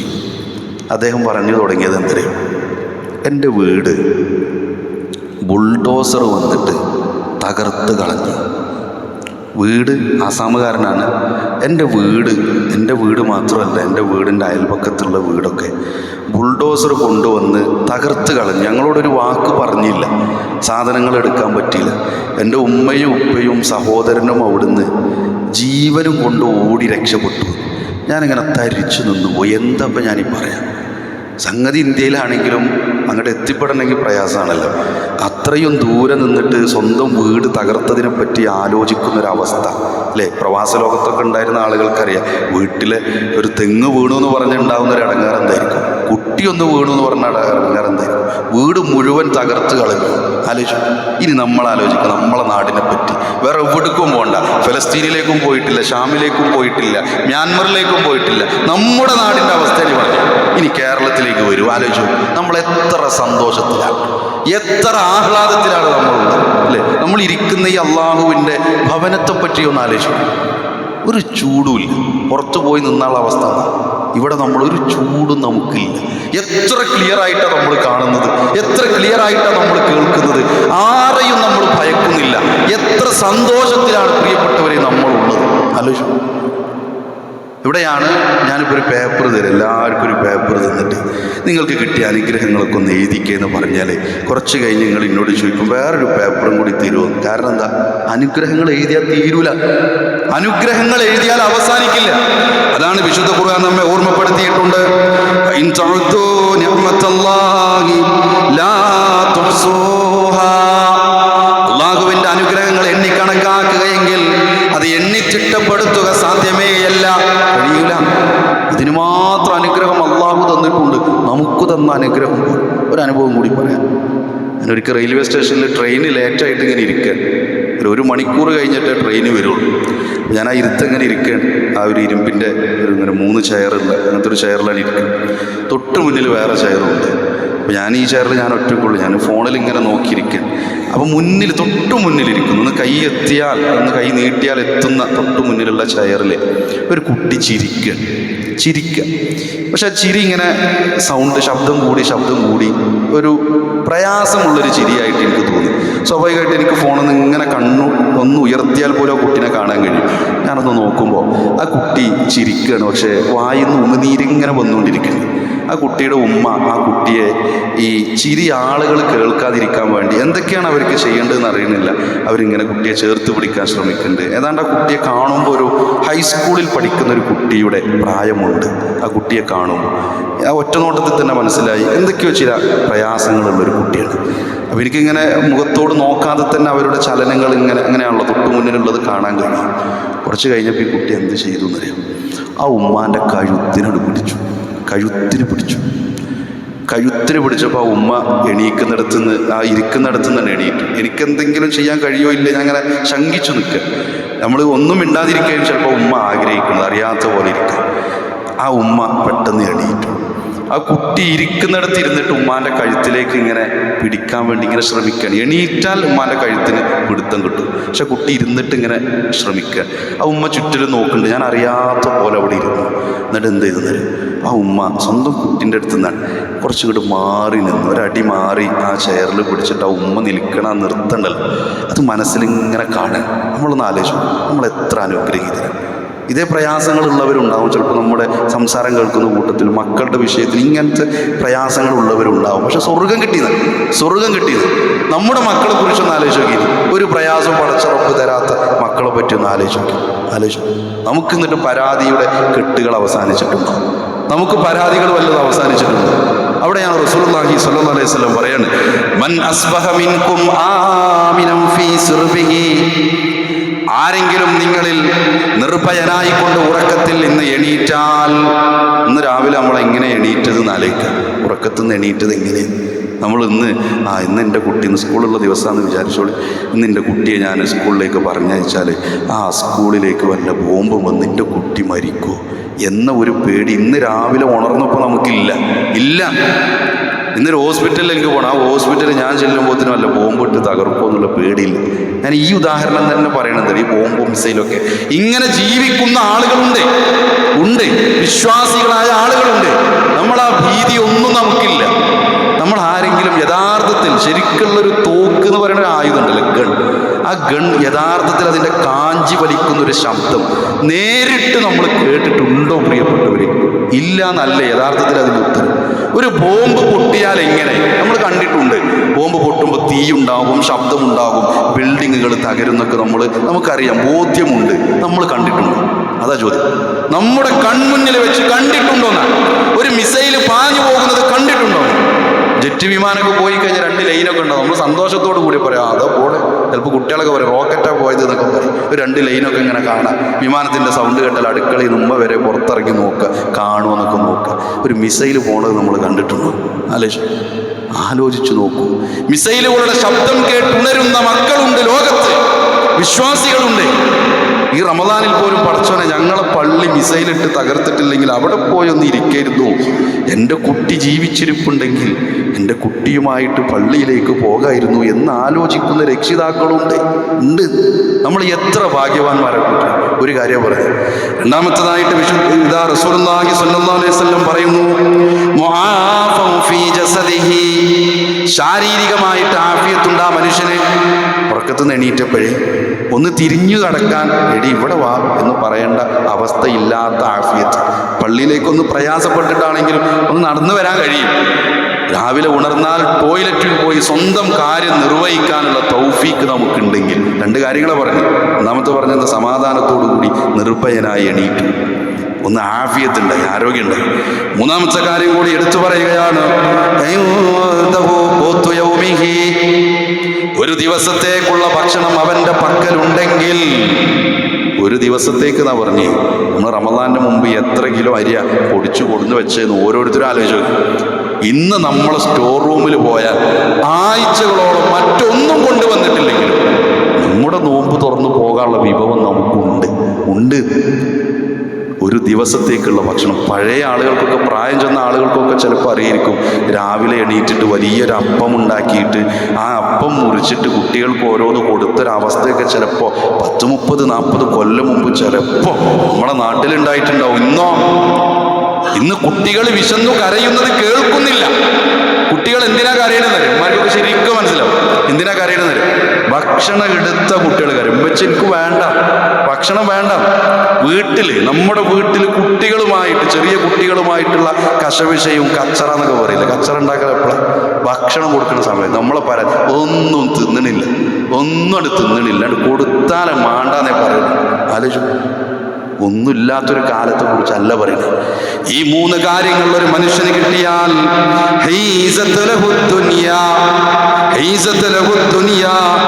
ദുനിയാവ് മുഴുവൻ കിട്ടിയവനെ പോലെയാണ്. നമുക്കൊക്കെ എത്ര ദുനിയാവ കിട്ടിയെന്ന് ആലോചിച്ചു, എത്ര ദുനിയാവ കിട്ടിയത്, എത്ര അനുഗ്രഹീതനാണ് പ്രിയപ്പെട്ടവരെ. നമ്മൾ തിരിച്ചറിയണ്ടോ? നമ്മുടെ പരാതികളുടെ കെട്ട് എന്നിട്ടും അവസാനിക്കണില്ല. അല്ലാഹു സുബ്ഹാനഹു വ തആല എത്ര അനുഗ്രഹങ്ങൾ. നമ്മുടെ ചെരുപ്പിൻ്റെ എണ്ണം വെറുതെ ആലോചിച്ചു. എൻ്റെ ചെരുപ്പ് ആലോചിച്ചു. എനിക്ക് എത്ര ചെരുപ്പുണ്ട്. പള്ളിയിൽ വരുമ്പോൾ ഇടണ ഒന്ന്, കല്യാണത്തിന് പുറത്ത് ഓഫീസിലൊക്കെ പോകുമ്പോൾ ഇടണ ഒന്ന്, കുട്ടികളാണെങ്കിൽ സ്കൂളിലേക്ക് പോകുമ്പോൾ ഇടുന്ന ഒന്ന്, മദ്രസയിലേക്ക് പോകുമ്പോൾ ഒരു ഷൂ ആണ് അത് വേറെ, വീട്ടിലേക്ക് കയറുമ്പോൾ തണുപ്പാണെന്ന് പറഞ്ഞിട്ട് സോഫ്റ്റ് ചെരുപ്പ് വാങ്ങിയത് വേറെ, ടോയ്ലറ്റിൽ, വീടിൻ്റെ അകത്തെ ടോയ്ലറ്റിലേക്ക് ഇറങ്ങുമ്പോൾ വേറെ, അടുക്കള ഭാഗത്ത് കൂടി പറമ്പിലേക്ക് ഇറങ്ങുമ്പോൾ പഴയ ചെരുപ്പ്. 5-8 ചെരുപ്പ് ഒരാൾക്കുണ്ട്. ആലോചിച്ച് നോക്കൂ. നമ്മൾ വീട്ടിലെ വാഹനങ്ങളുടെ എണ്ണ ആലോചിച്ചു, നമ്മുടെ വീട്ടിലെ മൊബൈൽ ഫോണുകൾ ആലോചിച്ച് നോക്കൂ. ഒരാൾക്ക് തന്നെ ചിലപ്പോൾ 2-3 ഉണ്ടാവും. ആളുകളുടെ എണ്ണത്തിനേക്കാൾ കൂടുതൽ മൊബൈൽ ഫോണുകൾ ചിലപ്പോൾ വീട്ടിലുണ്ടാവും. എന്താണെന്നറിയോ? ഇതൊക്കെ അനുഗ്രഹം തന്നെയുണ്ട്, അനുഗ്രഹമാണ്. പടച്ചുറപ്പ് കാലാവസ്ഥ കൊണ്ട് നമ്മൾ അനുഗ്രഹിച്ചിട്ടുണ്ട്. ചൂട് എന്ന് പറഞ്ഞാൽ റസൂലുള്ളാഹി സ്വല്ലല്ലാഹു അലൈഹി വസല്ലം ജീവിച്ചു വളർന്ന, കളിച്ചു വളർന്ന മക്കത്തും മദീനത്തുള്ള ചൂട് ഇവിടെ ഇല്ലല്ലോ. ചൂടുണ്ട്, നമുക്ക് സഹിക്കാൻ കഴിയുന്നത് ശരി തന്നെയാണ്, പക്ഷെ അതിന് ശമനമുണ്ട്. നമ്മുടെ രാജ്യത്തുള്ള ചില ചൂടുകൾ പോലും സഹിക്കാൻ കഴിയാതെ ആളുകൾ മരണപ്പെടുന്ന അവസ്ഥയുണ്ടാകും. നമ്മുടെ പരിസരങ്ങളിൽ കാലാവസ്ഥ കൊണ്ട് പടച്ചുറപ്പ് നമ്മെ വല്ലാതെ അനുഗ്രഹിച്ചിട്ടുണ്ട്. ചില പ്രളയങ്ങളും പ്രശ്നങ്ങളൊക്കെ ഈ അടുത്ത് ഉണ്ടാകുന്നുണ്ടെങ്കിൽ പോലും അതൊരു പരിധിക്കപ്പുറമില്ല. നമ്മുടെ നാടിനെ പറ്റിയും കൂടി ഓരോരുത്തർ ആലോചിച്ചു. കാലാവസ്ഥയുടെ വിഷയത്തിൽ തൗഹീദ് പറയാം, ലാ ഇലാഹ ഇല്ലല്ലാഹ് പറയാം. നമ്മളിവിടെ പുറത്ത് പോയിട്ടൊരു സ്റ്റേജ് കെട്ടിയിട്ട് സംസാരിച്ചാൽ ആരും, അതിനൊരു പെർമിഷൻ എടുക്കുന്ന ഒരു പ്രൊസീജിയർ ഉണ്ട് എന്നല്ലാതെ ആരും നമ്മെ തടയൂല, ആരും പ്രയാസപ്പെടും. നമുക്ക് പറയാനുള്ള സ്വാതന്ത്ര്യമുണ്ട്. നമസ്കരിക്കല്ലേ എന്ന് പറയാൻ ആരുമില്ല, നോമ്പെടുക്കാൻ പാടില്ല എന്ന തിട്ടൂരമിറക്കാൻ നമ്മുടെ നാട്ടിൽ ആരുമില്ല. ഇത് എത്ര വലിയ അനുഗ്രഹമാണ് ആലോചിച്ചു. കാലാവസ്ഥ കൊണ്ടുള്ള അനുഗ്രഹത്തെ പറ്റി നമ്മൾ പറഞ്ഞില്ലേ, ഒരു ലോകത്തിൻ്റെ മാപ്പ് എടുത്ത് ഇങ്ങനെ വിരിച്ചാൽ കേരളം എന്ന് പറഞ്ഞൊരു ചെറുവിലരിനോളം വരുന്ന കേരളത്തിലെ 44 നദികൾ വിലങ്ങുണ്ട്. എത്രത്തോളം കായലുകൾ, ഒരു ഭാഗം മുഴുവൻ പടച്ചുറപ്പിൻ്റെ നിഅമത്തായ കടല്, ഒരു ഭാഗത്ത് മുഴുവൻ പശ്ചിമഘട്ടമെന്ന് പറയുന്ന മലനിരകൾ. എത്ര അനുഗ്രഹമാണ് പ്രിയപ്പെട്ടവർ. നന്ദി കാണിച്ചുവോ നമ്മൾ? നമുക്ക് പരാതിയാണ്. ഞാൻ എത്ര കാലമായി പടച്ചോനോട് ചോദിക്കുന്നു, ഇപ്പോഴും ഇത് തന്നിട്ടില്ല, എനിക്ക് ഇപ്പോഴും ഇത് കിട്ടിയിട്ടില്ല. നമ്മളിങ്ങനെ നോക്കണം ആരെന്നറിയാം? അയൽവാസിയുടെ മതിൽ നോക്കി കൊലായിലിരുന്നിട്ട് സങ്കടപ്പെടുക, എനിക്ക് മതിലില്ല. അയൽവാസിയുടെ വീടിൻ്റെ വലിപ്പം നോക്കി സങ്കടപ്പെടുക. അയൽവാസിയുടെ വീടിൻ്റെ മുന്നിൽ കല്ല് വിരിച്ചു എന്ന് പറയുമ്പോൾ നമ്മളെ മനസ്സിൽ ഇങ്ങനെ ഒരു ഇടങ്ങാറ്, എൻ്റെ വീടിൻ്റെ മുമ്പിൽ ബേബി മെറ്റൽ വേണം. ഇതാണ് പ്രശ്നം. ഇവിടെയാണ് റസൂലുള്ളാഹി സ്വല്ലല്ലാഹു അലൈഹി വസല്ലം പറഞ്ഞത്, ഉൻദുറൂ ഇലാ മൻ ഹുവ അസ്ഫല മിൻകും. സ്വഹാബികളെ വിളിച്ചുകൊണ്ട് പറയുകയാണ്, നമ്മളടക്കമുള്ളവരോട് പറയുകയാണ്, നിങ്ങൾ നിങ്ങളെക്കാൾ താഴ്ന്നവരിലേക്ക് നോക്കണം. വലാ തൻദുറൂ ഇലാ മൻ ഹുവ ഫൗഖകും. നിങ്ങളെക്കാൾ മുകളിലുള്ളവരിലേക്ക് നിങ്ങൾ നോക്കരുതേ. കൽപ്പനയായിട്ടാണ് പറഞ്ഞേ, നിങ്ങളെക്കാൾ മുകളിലുള്ളവരിലേക്ക് നോക്കരുത്. അള്ളാഹു എല്ലാവർക്കും ഒരേ സമ്പത്തല്ല തന്നത്. അള്ളാഹു സുബ്ഹാനഹു വ തആല എല്ലാവർക്കും ഒരേ ആരോഗ്യമല്ല തന്നത്. ഒന്നും ഒരേപോലെ തന്നിട്ടില്ല. രൂപഭാവങ്ങളും ശബ്ദ വ്യത്യാസങ്ങളും എല്ലാം ഉണ്ട്. നമ്മോട് പറഞ്ഞത് താഴ്ന്നവരിലേക്ക് നോക്കാം. നമ്മൾ കണ്ടിട്ടില്ല റോഡ് സൈഡിലൊക്കെ ഈ അമ്മി കൊത്തുന്ന ആളുകളൊക്കെ, അവരെ കുട്ടികളൊക്കെ എവിടെയായിരിക്കും? ചെറിയ കുട്ടികളൊക്കെ ഉണ്ടാവില്ല. നമ്മൾ AC കാറിലൊക്കെ ഇങ്ങനെ പോകുമ്പോൾ എന്താ രസം എന്ന് പറഞ്ഞ് പോകുമ്പോൾ ആ മരത്തിൻ്റെ ചോട്ടിലൊക്കെ ചില തൊട്ടിലുകൾ കെട്ടിയിട്ടുണ്ടാവും. ആ കുട്ടി അവിടെയുണ്ട്, ആ തൊട്ടിലാണ്. ഈ ഉമ്മാൻ്റെ ആഗ്രഹം എന്തായിരിക്കുന്നത്? ഈ തൊട്ടിൽ അവിടെ കെട്ടിയിട്ടുണ്ട്, 2 സൈഡിൽ കൂടി വലിയ ലോറിയൊക്കെ പോകുമ്പോൾ ചൂടിങ്ങനെ അടിച്ചു കയറി തൊട്ടിലേക്ക്. സൂര്യൻ്റെ ഒരു ഇത് മാറിക്കഴിഞ്ഞാൽ വെയിൽ വരും ആ തൊട്ടിലേക്ക്. എൻ്റെ കുട്ടിക്ക് വെയിൽ കൊള്ളാതെ കിടക്കാനുള്ളതുണ്ടെങ്കിൽ അമ്മി കൊത്തുമ്പോഴും ഒരലുണ്ടാക്കുമ്പോഴും ആ ആളുകളുടെ ഹൃദയത്തിലുണ്ടാവും. അവരുടെ ആഗ്രഹം എന്തായിരിക്കുന്നത്? എവിടെയെങ്കിലും ഒരു ടാർപ്പായി വലിച്ചു കെട്ടാനുള്ള സൗകര്യം ഉണ്ടെങ്കിൽ, ടാർപ്പായി വലിച്ചു കെട്ടുന്ന ആളുകൾ നമ്മൾ കണ്ടിട്ടുണ്ട് ചേരി പ്രദേശത്തൊക്കെ. അവരാഗ്രഹം എന്തായിരിക്കുന്നത്? എന്തെങ്കിലുമൊക്കെ ഒരു 3 സെന്റ് ഭൂമി ഉണ്ടെങ്കിൽ 3 സെൻറ്റ് ഭൂമി ഉണ്ടെങ്കിൽ എന്നാലോചിക്കും. 3 സെൻറ്റ് ഭൂമിയുള്ളവൻ ആലോചിക്കുക, കുറച്ചും കൂടി ഒരു ഭൂമി ഉണ്ടെങ്കിൽ പഞ്ചായത്ത് എഴുതി കൊടുക്കരുത്, അല്ലെങ്കിൽ പള്ളി കമ്മിറ്റിനോട് പറയരുത്, അവർ വീടുണ്ടാക്കി തരും. ചെറിയൊരു വീടൊക്കെ ആയിക്കഴിഞ്ഞാൽ ആസ്പെറ്റോസിട്ട വീടാണ്, നല്ല ചൂടുണ്ടാകുമ്പോൾ എന്താവുന്നറിയോ, അതിൽ നിന്ന് ഇങ്ങനെ ഈ സൂര്യൻ്റെ ചൂട് കൂടുമ്പോൾ ആസ്പെറ്റോസിൻ്റെ ഒരു സാധനം ഇങ്ങനെ ഇറ്റി വീഴാൻ തുടങ്ങും. അനുഭവമുള്ളവർക്കറിയാം. മഴക്കാലത്ത് എന്ത് ചെയ്യുന്നത്, എൻ്റെ സ്ക്രൂ വെച്ചെടുത്ത് കൂടി വെള്ളം ഇറങ്ങാൻ തുടങ്ങും. ഇയാൾ ആഗ്രഹം എന്തായിരിക്കും, ഓടുള്ളൊരു വീടുണ്ടെങ്കിൽ, ഓടിട്ട വീടുള്ളവൻ ടെറസുള്ള വീടിന് ആഗ്രഹിക്കുന്നു. ടെറസിട്ട വീടുള്ളവൻ്റെ സമാധാനം കളയുന്നത് എങ്ങനെയാണ്? ഇവർ രാവിലെ വൈകുന്നേരം നോമ്പ് തുറക്കാൻ നേരത്ത് കൊലായിൽ വന്നിരുന്നിട്ട് റീൽസ് ഇങ്ങനെ കൊടുക്കുക. എന്താ വന്ന് നോക്കണത്? ഇവൻ്റെ വീടിൻ്റെ സ്ക്വയർ ഫീറ്റ് 1500 സ്ക്വയർ ഫീറ്റാണ്. അള്ളാൻ്റെ തൗഫീഖ് കൊണ്ട് ഒരു കുഴപ്പമോ വീടിനില്ല. ഇവരിങ്ങനെ സെർച്ച് ചെയ്യാൻ 3000 സ്ക്വയർ ഫീറ്റ് കേരള ഹോം, എന്നിട്ട് അതിങ്ങനെ അടിച്ചിട്ട് വലിയ വീട് ഇങ്ങനെ കാണുക. ആ വീടിൻ്റെ ഉള്ളിൽ 4-5 ഡൈനിങ്, ഉള്ളിൽ സ്വിമ്മിങ് പൂള്, മുകളിൽ ഹെലികോപ്റ്റർ ഇറങ്ങാനുള്ള ഒരു സൗകര്യം. എന്നിട്ട് ഇവനിങ്ങനെ ആലോചിക്കും, എനിക്കതില്ലല്ലോ. ഇതാണ് ആലോചിക്കുന്നത്. തന്നെക്കാൾ ജീവിത നിലവാരം കൂടിയവനെ കുറിച്ച് ആലോചിക്കുക. എൻ്റെ ഗേറ്റിൻ്റെ പെയിൻറ് ശരിയല്ല, എൻ്റെ ഗേറ്റ് ഇങ്ങനെ തുറക്കണതാ, ശരിക്കും ഗേറ്റ് ഇങ്ങനെ നീങ്ങിപ്പോണത് ആകെയിരുന്നു. ഞാൻ വരുമ്പോൾ എൻ്റെ ഗേറ്റ് ഓട്ടോമാറ്റിക്കായിട്ട് ഇങ്ങോട്ട് തുറക്കണം. പുറത്തൊരാൾ വന്നാൽ ക്യാമറയിൽ കാണണം. ഇതിനെപ്പറ്റി ഗവേഷണം നടത്തി ആലോചിച്ച് പ്രയാസപ്പെട്ട് അങ്ങനെ ഇരിക്കുക. ഇവിടെയാണ് റസൂലുള്ളാഹി സ്വല്ലല്ലാഹു അലൈഹി വസല്ലം പറഞ്ഞത്, നിങ്ങളെക്കാൾ ചായുന്നവരിലേക്ക് നോക്കണം. ഇത് യഥാർത്ഥത്തിൽ നമ്മുടെ മനസ്സമാധാനത്തിൻ്റെ ഏറ്റവും വലിയൊരു പോയിന്റാണ്. നമ്മുടെ കുടുംബത്തിൽ സമാധാനം ഉണ്ടാകുന്നതിൻ്റെ ഏറ്റവും വലിയൊരു പോയിന്റ് എന്നറിയാം, നമ്മെക്കാൾ ചായുന്നവരിലേക്ക് നോക്കുക. നമ്മുടെ കുടുംബത്തിൽ ആലോചിച്ച് നോക്കി, നമ്മളാരും ലഹരി ഉപയോഗിച്ചിട്ട് കുടുംബത്തിൽ അടി ഉണ്ടാക്കണില്ല, പ്രശ്നം ഉണ്ടാക്കണില്ല. നമ്മൾ ഏതെങ്കിലും രൂപത്തിൽ ശിർക്കുമായി ബന്ധപ്പെട്ട് പ്രശ്നമുണ്ടാക്കുന്നില്ല. വീട്ടിൽ ചെന്ന് ഭാര്യയെ ചീത്ത പറയുന്നില്ല, ഭാര്യ നമ്മയും ചീത്ത പറയുന്നില്ല. എന്നാലും നമ്മുടെ കുടുംബത്തിനിടയിൽ ഇങ്ങനെ ഇടയ്ക്കിടയ്ക്ക് ഓരോ അസ്വാരസ്യം ഉണ്ടാവും. ഇതെന്താ കാരണം എന്നറിയോ? എൻ്റെ അനിയത്തിൻ്റെ കുടിരിക്കലിന് മറ്റോള് കൊണ്ടുപോയത് എന്താണ് കൊണ്ടുപോയത്? ഫ്രിഡ്ജ്. മറ്റോള് കൊണ്ടുപോയത് എന്താ കൊണ്ടുപോയത്? Washing machine. നമ്മൾ കൊണ്ടുപോകണം എന്താ? Kitchen set. 999 റുപ്യേൻ്റെ ഓഫറുള്ള കിച്ചൺ സെറ്റാണ് ഞാൻ കൊണ്ടുപോകുന്നത്. ഇതിൻ്റെയൊക്കെ ഒരു മാനങ്ങളൊന്നും ആലോചിച്ച് നോക്കി. ഈ ചങ്ങായി സഹാദു വൈകുന്നേരം വരെ ജ്യൂസ് അടിച്ചുകൊണ്ടിരുന്നാൽ ആ കൂൾബാറിന്ന് ഈ സഹാദുവിന് കിട്ടൽ എത്ര? 400 റുപ്യ കിട്ടുക. 2 ദിവസത്തെ ശമ്പളം എടുത്താൽ പോലും ഒരു കിച്ചൺ സെറ്റ് വാങ്ങാൻ തികയില്ല. എന്നിട്ട് ആ 2.5 ദിവസത്തെ ശമ്പളം എടുത്തിട്ട് ഈ സഹാദു 900 റുപ്യേൻ്റെ ഒരു കിച്ചൺ സെറ്റ് വാങ്ങിയിട്ട് ഭാര്യയ്ക്ക് കൊടുത്തിട്ട് ഇതും കൊണ്ട് പോവും നമുക്കെന്ന് പറഞ്ഞ് ഓട്ടോറിക്ഷ വിളിച്ച് പോകുമ്പോൾ ഈ ഭാര്യൻ്റെ പരാതി എന്തരും? അവരൊക്കെ കാറിലാണ് പോണത്, ഡ്രൈവറെ വെച്ചിട്ടാണ് പോണത്. ഓരോ പിന്നാലെ വേറൊരു ഓട്ടോറിക്ഷ വരുന്ന ഓട്ടോറിക്ഷയിൽ വാഷിംഗ് മെഷീൻ ഉണ്ട്, ഫ്രിഡ്ജ് ഉണ്ട്, മിക്സി ഉണ്ട്. അത് അള്ളാഹു അവർക്ക് കൊടുത്ത അനുഗ്രഹത്തിൽ നിന്ന് അവർ ചെലവഴിക്കുന്നു എന്ന് ആലോചിക്കാതെ നമുക്ക് കിട്ടിയ അനുഗ്രഹത്തെ വിസ്മരിച്ച് കളഞ്ഞ് പലപ്പോഴും നമ്മേക്കാൾ സാമ്പത്തികമായി മുകളിലുള്ളവരെ കുറിച്ച് ആലോചിച്ച് കുടുംബത്തിൻ്റെ സമാധാനം കളയുന്നവരുണ്ട്. നമ്മുടെ കൂട്ടത്തിൽ ഉണ്ടാകരുത് എന്നാണ്. തറാവീക്ക് വരുമ്പോൾ പോലും ചർച്ച ഉണ്ട്, നമ്മളെ വീട് അങ്ങനെ, നിങ്ങൾ എത്ര കാലം ഇതിങ്ങനെ തിരിച്ച് ഓട്ടോറിക്ഷ ഓട്ടാൻ തുടങ്ങിയിട്ട് എന്തെങ്കിലും ഒരു മെച്ചം ഉണ്ടായിട്ടുണ്ടോ? നിങ്ങൾ ആ പെട്ടിപ്പീടിട്ടിരിക്കാൻ തുടങ്ങിയിട്ട് മനുഷ്യ 10-15 കൊല്ലയിലെ എന്തെങ്കിലും ഒരു മെച്ചം നിങ്ങൾക്ക് ഉണ്ടായിട്ടുണ്ടോ? മറ്റേ ആൾ ഇപ്പോൾ പോയിട്ടുള്ളൂ, കൂടല്ലൂർ പോയിട്ട് 10 ഏക്കറെ വാങ്ങിയത്. ഇതിങ്ങനെ താരതമ്യം ചെയ്യുക. മറ്റോളെ കുട്ടിനെ കെട്ടിച്ച വീട്, ഓ എന്താന്നില്ല, ഞങ്ങൾ പോയപ്പോൾ കൂടെ കയറണ്ട് തന്നെ മനസ്സിലാവണില്ല, എത്ര വാതിലാന്നറിയില്ല. നമ്മളെ കുട്ടിനെ കെട്ടിക്കുക എന്ന് പറഞ്ഞ വീടിൻ്റെ കോലൊന്ന് ആലോചിച്ച് നോക്കി. അങ്ങോട്ട് ഒരു ഓട്ടോറിക്ഷയും കൂടി അങ്ങോട്ട് പോലും, എന്നിട്ട് ആ വീട്ടിൽ നിന്നാണോ നമ്മൾ കുട്ടിനെ കെട്ടിക്കണത്? ഇതൊക്കെ തറാവീക്ക് നടന്നു വരുമ്പോൾ അത് പറയണേ, ലാ ഇലാഹ ഇല്ലല്ലാഹ് ആളുകളാണ്, നമസ്കരിക്കുന്ന ആളുകളാണ്. ഈ ഹദീസിന്റെ ബാക്കി ഭാഗത്ത് റസൂലുള്ളാഹി സ്വല്ലല്ലാഹു അലൈഹി വസല്ലം പറഞ്ഞു തരുമോ? ഫഹുവ അജ്ദറു അല്ലാ തസ്ദറു നിഅമത്തല്ലാഹി അലൈക്കും. അല്ലാഹു സുബ്ഹാനഹു വ തആല നിങ്ങൾക്ക് തന്ന നിഅമത്തിനെ വില കുറച്ചു കാണാതിരിക്കാൻ നിങ്ങൾ ചെയ്യേണ്ടത് നിങ്ങളെക്കാൾ ചായുന്നവരിലേക്ക് നോക്കുക. സ്വസ്ഥമായിട്ടൊരു വീട്, സൗകര്യമുള്ളൊരു വീടുണ്ടെങ്കിൽ, ഒരു വീടില്ലാതെ പ്രയാസപ്പെടുന്ന ആളുകളുണ്ട്. പഠിച്ചോനെ, എന്തെങ്കിലും ഒരു 5 സെൻറ്റ് ഭൂമി ഉണ്ടെങ്കിൽ എന്തെങ്കിലും ഒരു ടാർപ്പായി വലിച്ചു കെട്ടിയിട്ട് പള്ളി കമ്മിറ്റിനോട് കടം ചോദിച്ചിട്ടാണെങ്കിൽ വേണ്ടില്ല, ഈ വാടകയിൽ നിന്ന് രക്ഷപ്പെടായിരുന്നു എന്ന് കരഞ്ഞു പ്രാർത്ഥിക്കുന്ന ആളുകൾ നമ്മൾ നമസ്കരിക്കുമ്പോൾ തൊട്ടപ്പുറത്തുണ്ട്. നമ്മൾ ആശങ്ക എന്താണെന്ന് ആലോചിച്ചു. പ്രിയപ്പെട്ടവരെ, ഈ ജീവിതം എന്നൊക്കെ പറഞ്ഞങ്ങനെ പെട്ടെന്ന് തീരുന്നൊരു സാധനം. നമുക്കൊരു ഗ്യാരണ്ടിയില്ല, ഒന്നുമില്ല. നമ്മളെന്തായാലും 5 കൊല്ലത്തെ ബിസിനസ് പ്ലാൻ ഇപ്പോഴും റെഡിയാക്കിയിട്ടിരിക്കുകയാണ്. നമ്മൾ 5 കൊല്ലത്തെ ബിസിനസ് പ്ലാൻ അല്ലേ, എല്ലാം നമ്മളെടുത്ത് റെഡിയാണ്. എന്ത് ഉറപ്പുള്ളത്? ഇന്ന് നോമ്പ് തുറക്കാം, ഞാൻ എൻ്റെ വീട്ടിലുണ്ടാവുന്ന എനിക്കും ഉറപ്പില്ല, നമുക്കാർക്കും ഉറപ്പില്ല. വല്ല ഹോസ്പിറ്റൽ വരാന്തയിൽ ആരെങ്കിലും കൊണ്ടുതരുന്ന ആ ഒരു ISMൻ്റെ ഈലാഫിൻ്റെ ആ നോമ്പ് തുറക്കിറ്റ് തിന്നിട്ട് വല്ല റോഡ് സൈഡിലും വല്ല ആശുപത്രിക്ക് പോകാനുള്ള ബസ്സും കാത്ത് നിൽക്കേണ്ടി വരില്ല. എന്ത് ഉറപ്പാണുള്ളത്? മനുഷ്യന് ഒരു ഗ്യാരണ്ടി, ഇന്ന് മരിച്ചാൽ മരിക്കും. ഇതല്ലേ പ്രവാചകൻ സല്ലല്ലാഹു അലൈഹി വസല്ലം ഒരിക്കൽ കിടന്നുറങ്ങുമ്പോൾ അവിടുന്ന് പനയോലപ്പായയിലാണ് കിടന്നുറങ്ങിയത്. പനയോലപ്പായ, ആ പനയോലപ്പായയിൽ കിടന്നുറങ്ങി അവിടുന്ന് ഇങ്ങനെ എണീറ്റപ്പോൾ അവിടുത്തെ മുതുകത്ത് ഈ പായയുടെ പാട് കണ്ടു. സ്വാഭാവികത്തിൽ വല്ലാത്തൊരിടങ്ങേറ് ഇത് കണ്ടു.